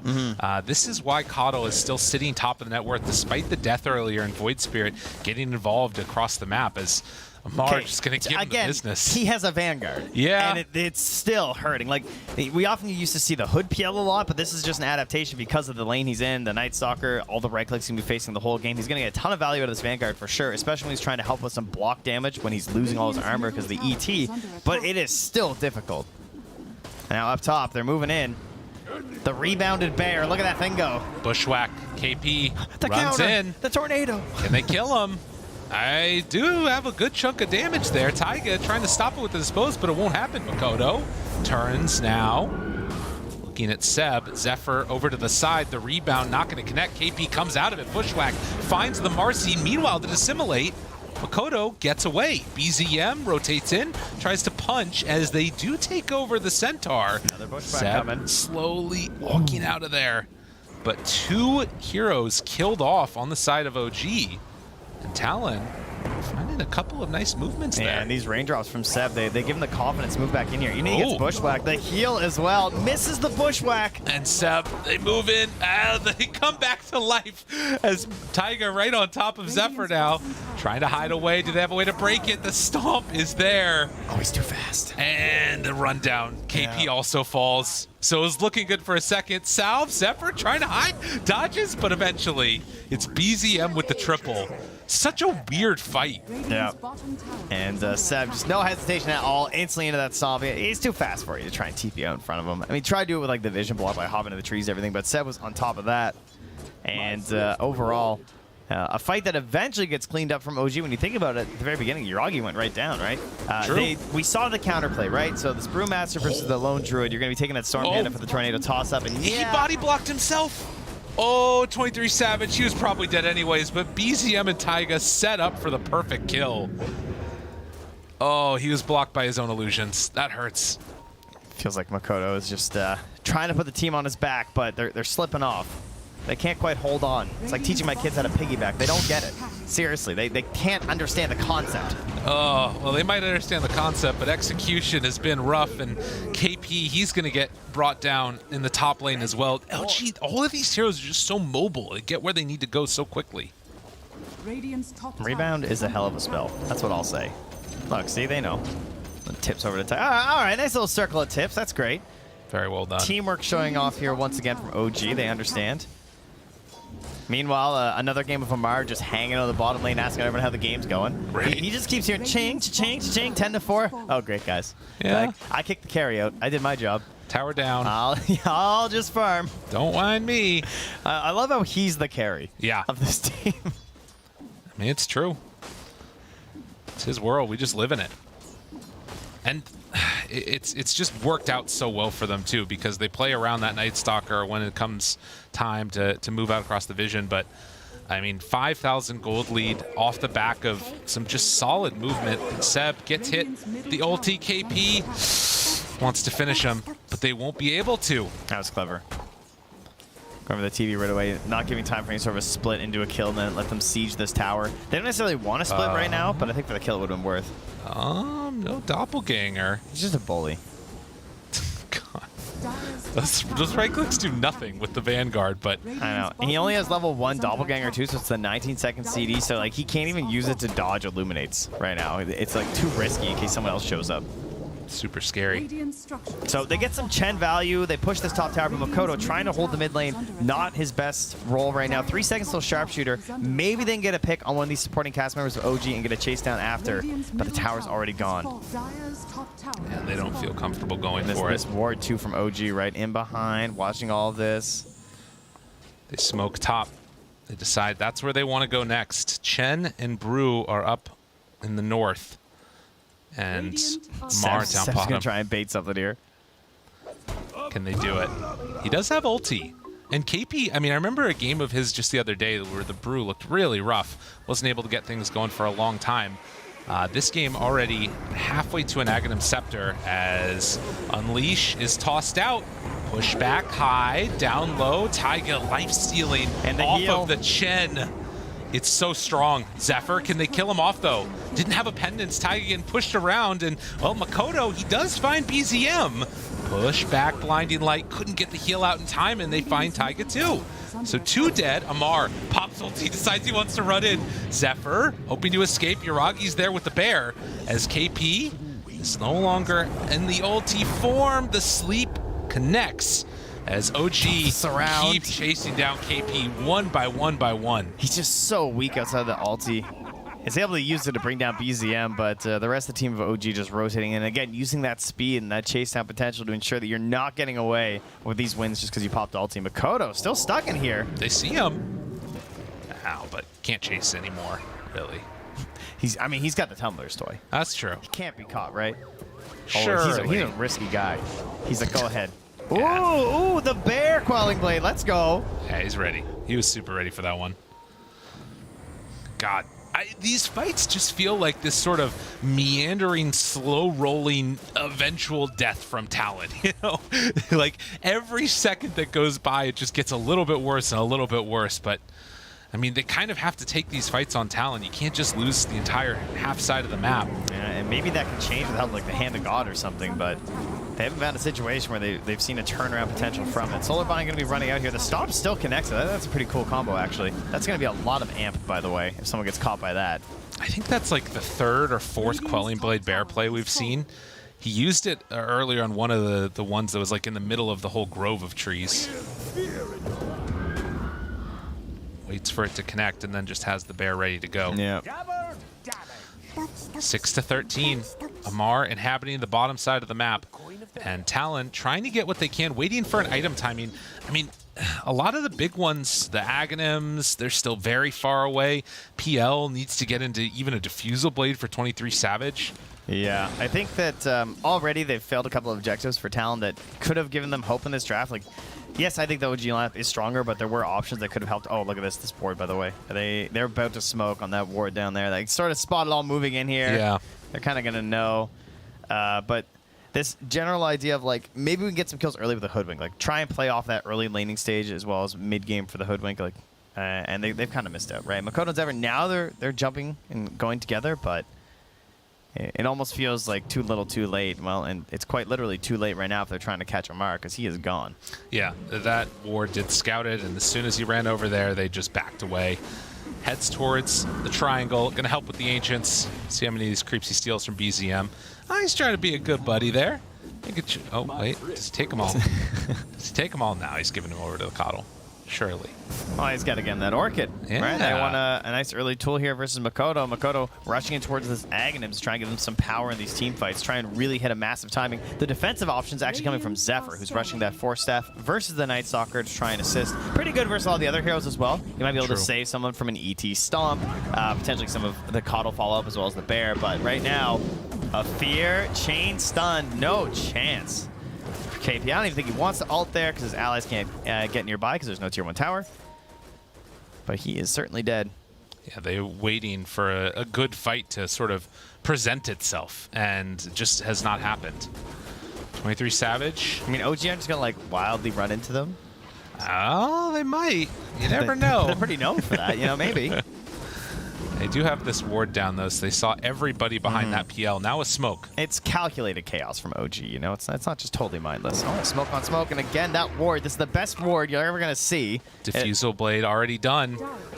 Chases. The Orchid's ready from BZM. What? Do they find him? They get him right away. He's slept. He's silenced. He's in trouble. Makoto gets the Dissimulate out, though. After the Orchid was there. Taiga. Yeah, they were ready. That was nasty. They were so ready. Like, the rebound in, and then he like slipped under the Void Spirit, so he missed the Aether Remnant and got the dispose. It's too good. And the fight was over. It just broke at that moment. I don't know. They are just playing really good Dota right now. And again, it's part of it is because of the anticipation that they have. They have the knowledge, right? That ward. True. It's gonna have lived out its full life, a full, long, enjoyable life. It's got a pension, a retirement fund. Everything is waiting for this Observer ward from Taiga. That's just like a little bit down. Yeah, right there. That's the one we're talking about. It might not be blue, like Snake King's wards, but it gets the job done. And you can see they dropped that sentry down. They were anticipating that they would have had some vision, but it's just outside of range. And it's easy when you can see everything. And that's partially what you get with the Night Stalker. Dota is a lot easier with that, it's true. You know, you're doing those Overwatch cases. You saw some people who might have seen everything over there as well. I gotta say, there was some suspicious folks out there, ladies and gentlemen. We got them, though. Yeah. Sniped. Don't worry. Got it covered. Proven Dota community, one at a time. Do your Overwatch cases.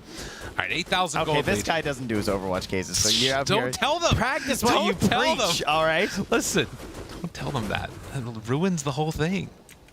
Into the pit they go. Diffusal going towards the Manta. He talked about the Aghanim Scepter for the Void Spirit, still a ways away. He's actually going back for the Eagles instead. Are they up here? I'm going to go scouting, guys. Don't worry. Checking it out. Oh, Makoto. That was dangerous. The Orchid, he doesn't have an answer for that. No Yules yet. Sleep on the high ground. The Fear, in trouble and dead. Marcy, are they going to bring down Taiga? Hexed, chasing, trying to get away. Taiga somehow living through all of this. Why is this hero a thing? The rebound is ready, but eventually she will fall. KP is in deep, though, and the sleep there onto two. Doppelganger, he's on the wrong spot. Nice Hurricane. A good chance, a hope, a dream, but Chen is dead. And KP out of ulti form, BZM chasing Orchid in 10. They don't need to go for it. They're just like the disablers over here on OG. Like, you're just getting slept, but 4 heroes up on the high ground. By the time you finally get a fight, he jumped in from Makoto. On the initial jump from the Astral Step, he jumped into the Night Stalker Silence, and then he got Orchided. Meanwhile, 4 of his allies are asleep on the high ground, just having a snooze because of Seb, so they can't get off Hand of God saves.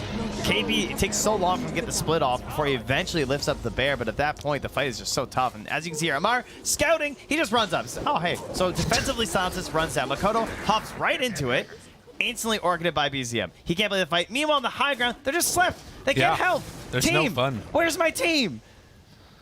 God. I mean, this is, you look at this type of a fight and you just think to yourself, why is Elder Titan not always picked? Why don't we always see this hero? And they just make it look that good. Maybe it's going to start coming around again. I keep thinking that with every hero that OG picks and every hero that LGD picks, and I'm starting to think maybe it's not the heroes. You know, there's a chance. It might be the players. Is that possible? I think you're onto something here. We'll investigate further. We'll keep doing some research in the bracket, because I have a feeling we're going to be seeing a lot of OG and a lot of LGD, and, well, Dota plus that win probability thinks the same thing. 94%.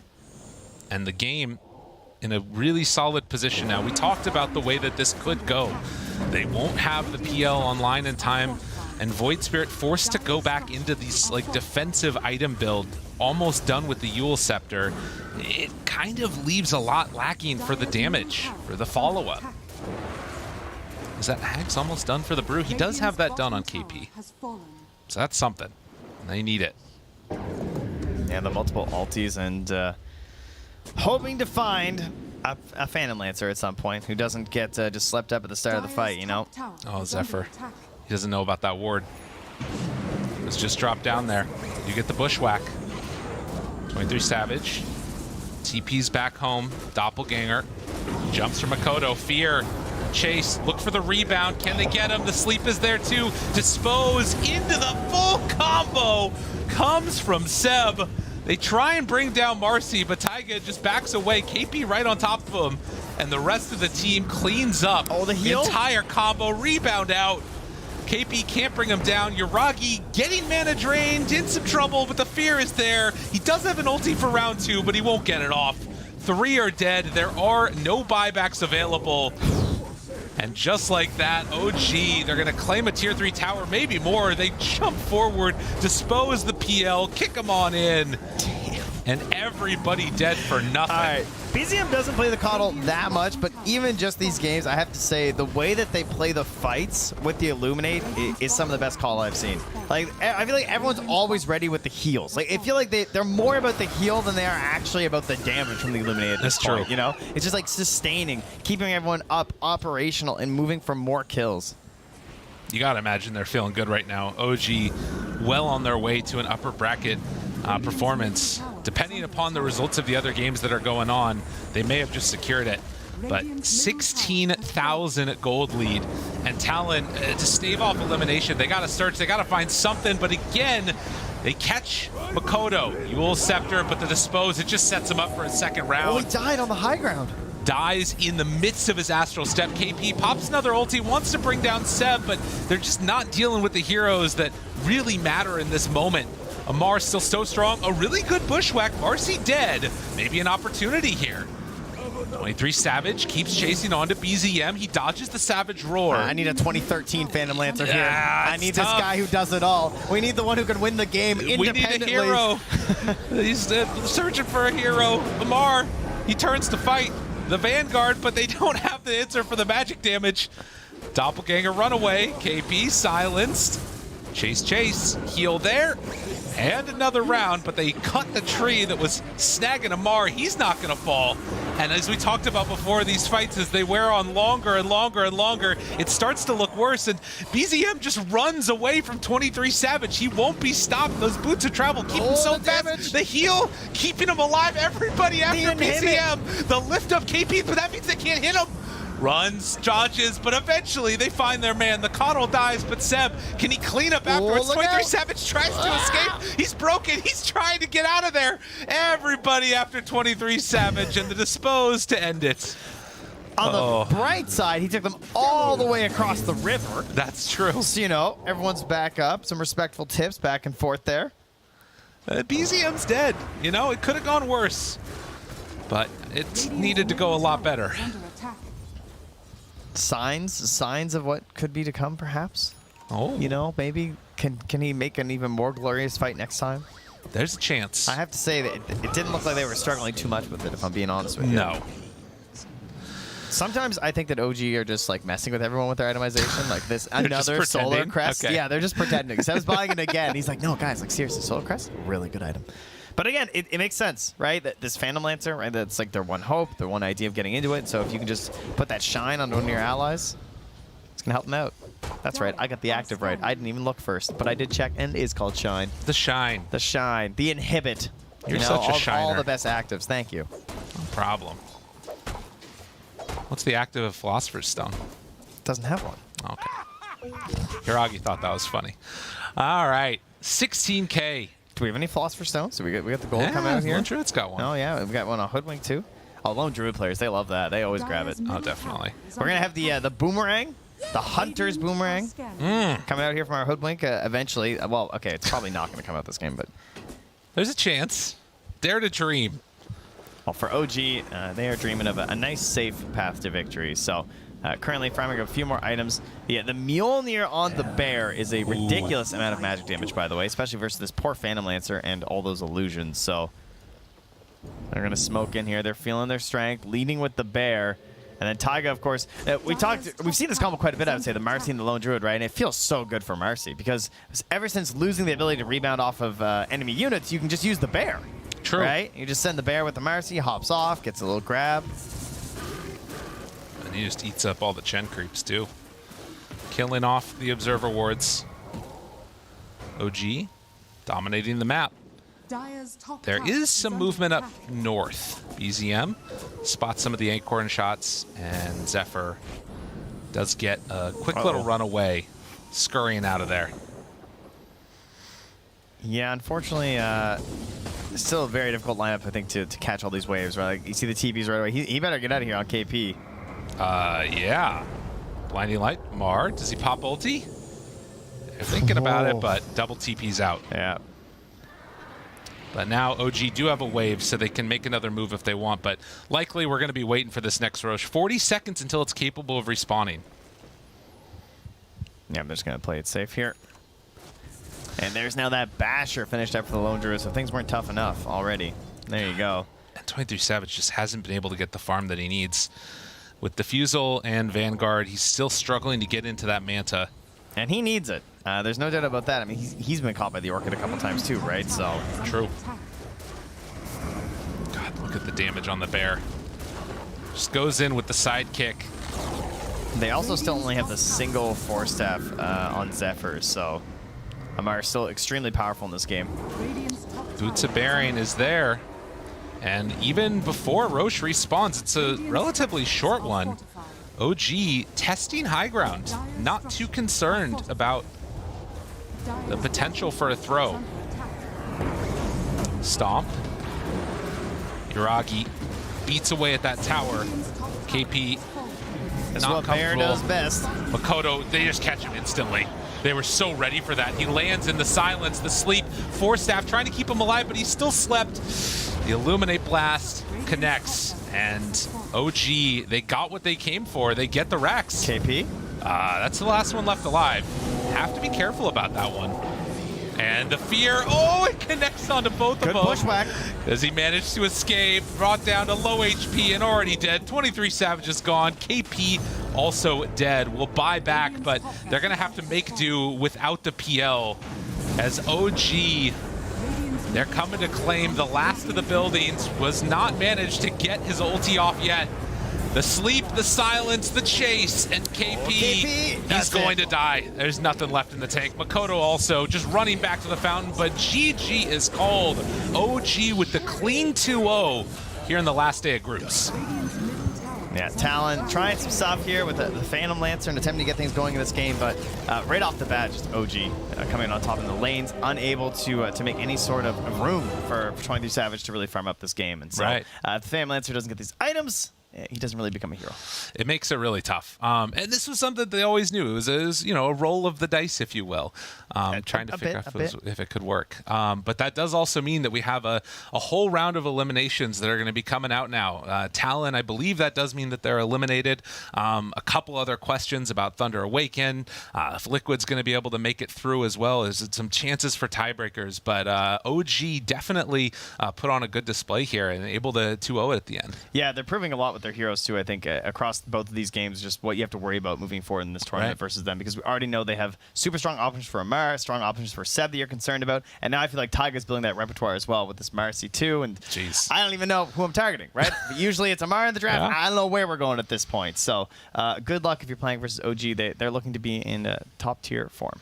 Yeah, and we're heading on back to the panel as we get ready for a series of updates and information about those eliminations. Let's head to what we're doing.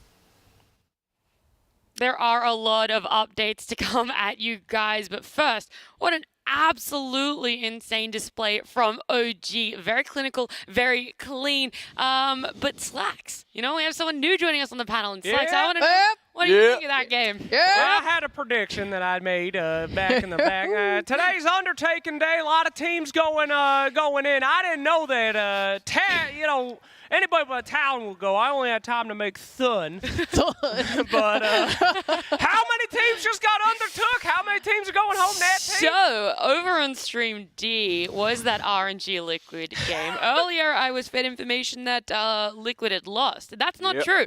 Liquid took game number 1. It was a fantastic game. I definitely recommend you guys going to check that one out. And because Liquid took game number 1, it means there's no tiebreakers for elimination. It does result in Sonic's, Talon, and Tundra Awaken getting eliminated from Group A. So much pain. Yeah, alongside Navi and Tundra. We could talk about it a little bit later. But yeah, the downfall of Talon here, OG looking fantastic, also means that they will be in upper bracket. I say that slowly, hoping production will say that in my ear if I'm right or not. But let's talk about this game. Let's break it down a little bit because it was just another case of Talon not being able to come online. Oh, God, they tried. They were much better than last game. Maybe it feels like Mikoto got that solo kill onto the Coddle mid. He rotated top. He tried to make his moves there. He tried.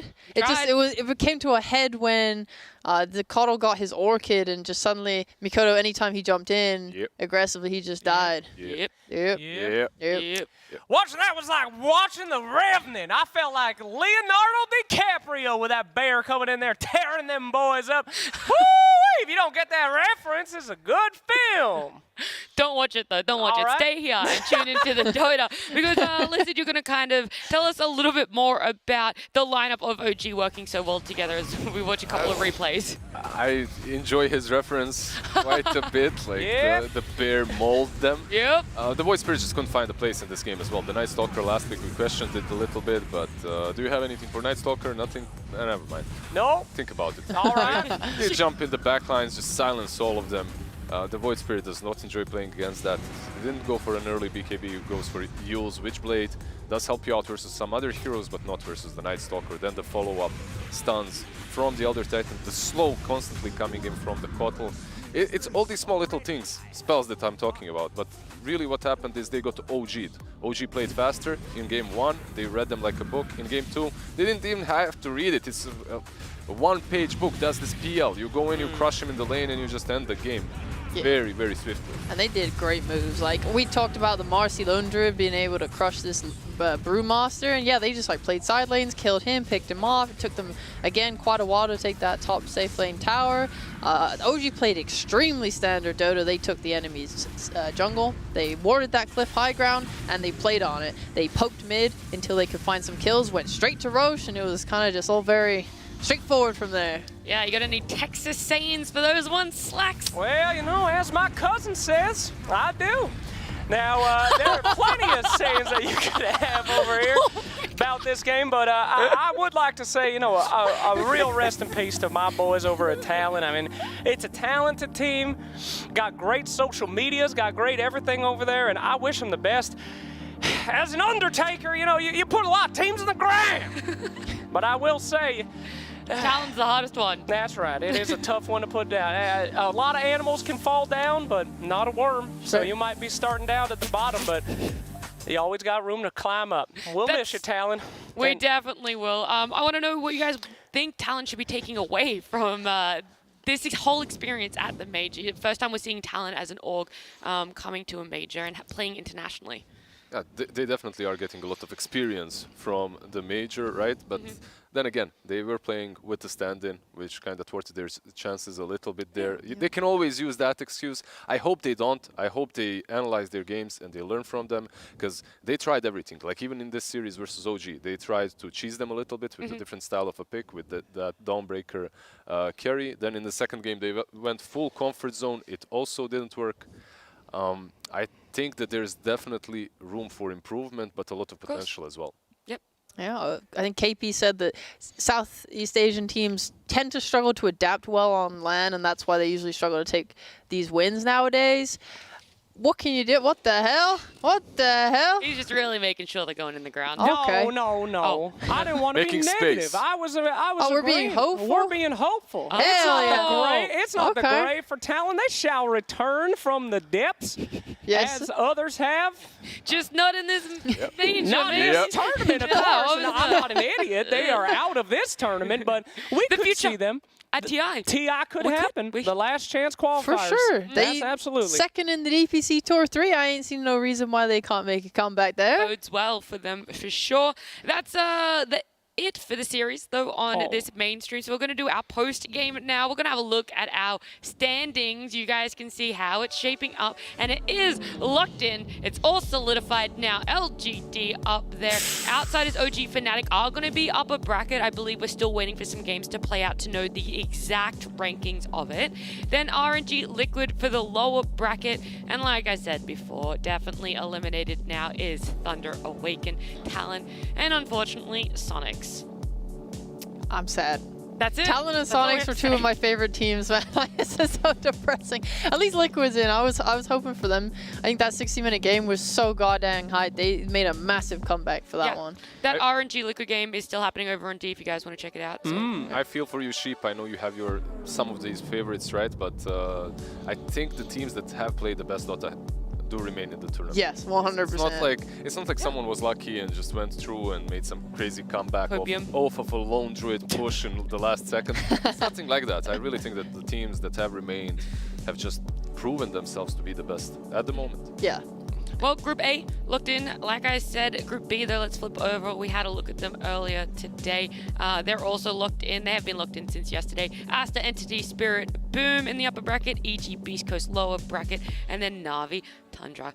Unfortunately, being eliminated. So now, Slacks, can you list all the teams that you're going to be putting in the ground? Absolutely. I could. I choose not to, however. That is bad content right there. All right. Predictive content, not... What'd you ask me? You asked me.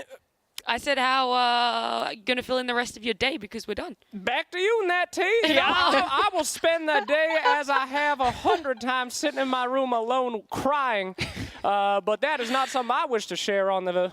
Yeah, luckily you didn't share that, though. We did invite you to come to the pool and watch Shrek with everyone. Aster, you didn't show up to Shrek, bro. That was a bonding experience. I did not show up to Shrek. I have nightmares about Shrek. He's a big green man that comes in my room and does unspeakable horrors, so I will not... All right. I need like a lasso or something. I need to rope this guy back in. Let's go over here. We're going to have a look at the brackets. I'm going to repeat once again, though, there are still some games ongoing, so it is not fully filled out yet. We know LGD versus... We know LGD versus Boom is up there. And Spirit, Aster. Boom. All we know is LGD and Boom, okay? I can't look in anything Sheepo, you're else going to be even sadder. Dude, I swear to God, we're like, oh yes, Boom, the pride of C, they've done it. They've gotten to the upper bracket to play against 14-1 LGD. No. Oh no. It is absolutely pure heartbreak, but there is a very quick look at the bracket. If you guys want to know how the matches are going to shape up, you can follow some of our social media for PGL. We'll be posting out what the bracket looks like there. The stream's still going. I know 100%. Stream D is still going if you guys want to catch some more Dota action. I believe Stream B as well should still be going because C is Sonics and Outsiders, and I think that's already it. I mean, oh no. Oh, please contain yourself, Slacks, honestly. Yo, can I say one thing? I brought this up, and I did research for this event, if you can believe it, and I think the story of RNG is so interesting. Now, yes. Blizzard, can I share this with you? Please share it. 3 members of RNG were at TIA. What team were they on, Lizard? Were they perhaps Utami? That's right. They were on LGD in the grand finals playing against Whomst. Okay. Sorry, wrong. Whoa, OJ. No! I can say it's fine. I'm gay. I can say it. Oh, thank God. OJ. Close call. I'm fired. Oh no. When Southern accent goes wrong. We'll just go over it. So yeah, at any rate, 3 members of TI8 LGD are now playing with Anna, who robbed them of the international. I think that's interesting and it's beautiful. It is. How do you think the mentality? How do you think they're all playing together? Do you think they secretly hate him? I don't think they hate secretly. They're like, let's sack his lane. Let's make sure everyone else has a great lane. Here's the thing: when Liquid asked Anna to stand in for them, you know what he did? He played Maple Story the whole time. When RNG asked him to you were just outing. When RNG asked him to stand in, he started grinding pubs, so this is clearly some form of like, please forgive me. They are sacking him quite a bit in the games, though, when you look at the carry plays. Yes, Maybe they're both getting a redemption arc here. Anna doing the olive branch and the rest of RNG saying, fuck you. Okay, gracious me. God dang. Yeah. When I get all these panels, it turns from PG-13 This is your fault, sir. Your fault. We're gonna You brought the shovel here, like what do you expect? Is it like a threatening aura the whole time? I'm just feeling really on edge right now. Please take the panel seriously. He's going to take me first. All right, let's take it seriously. Let's go with final thoughts because we do have to close this one out. Other people want to watch some actual Dota Slack, so please, final thoughts on this group stages.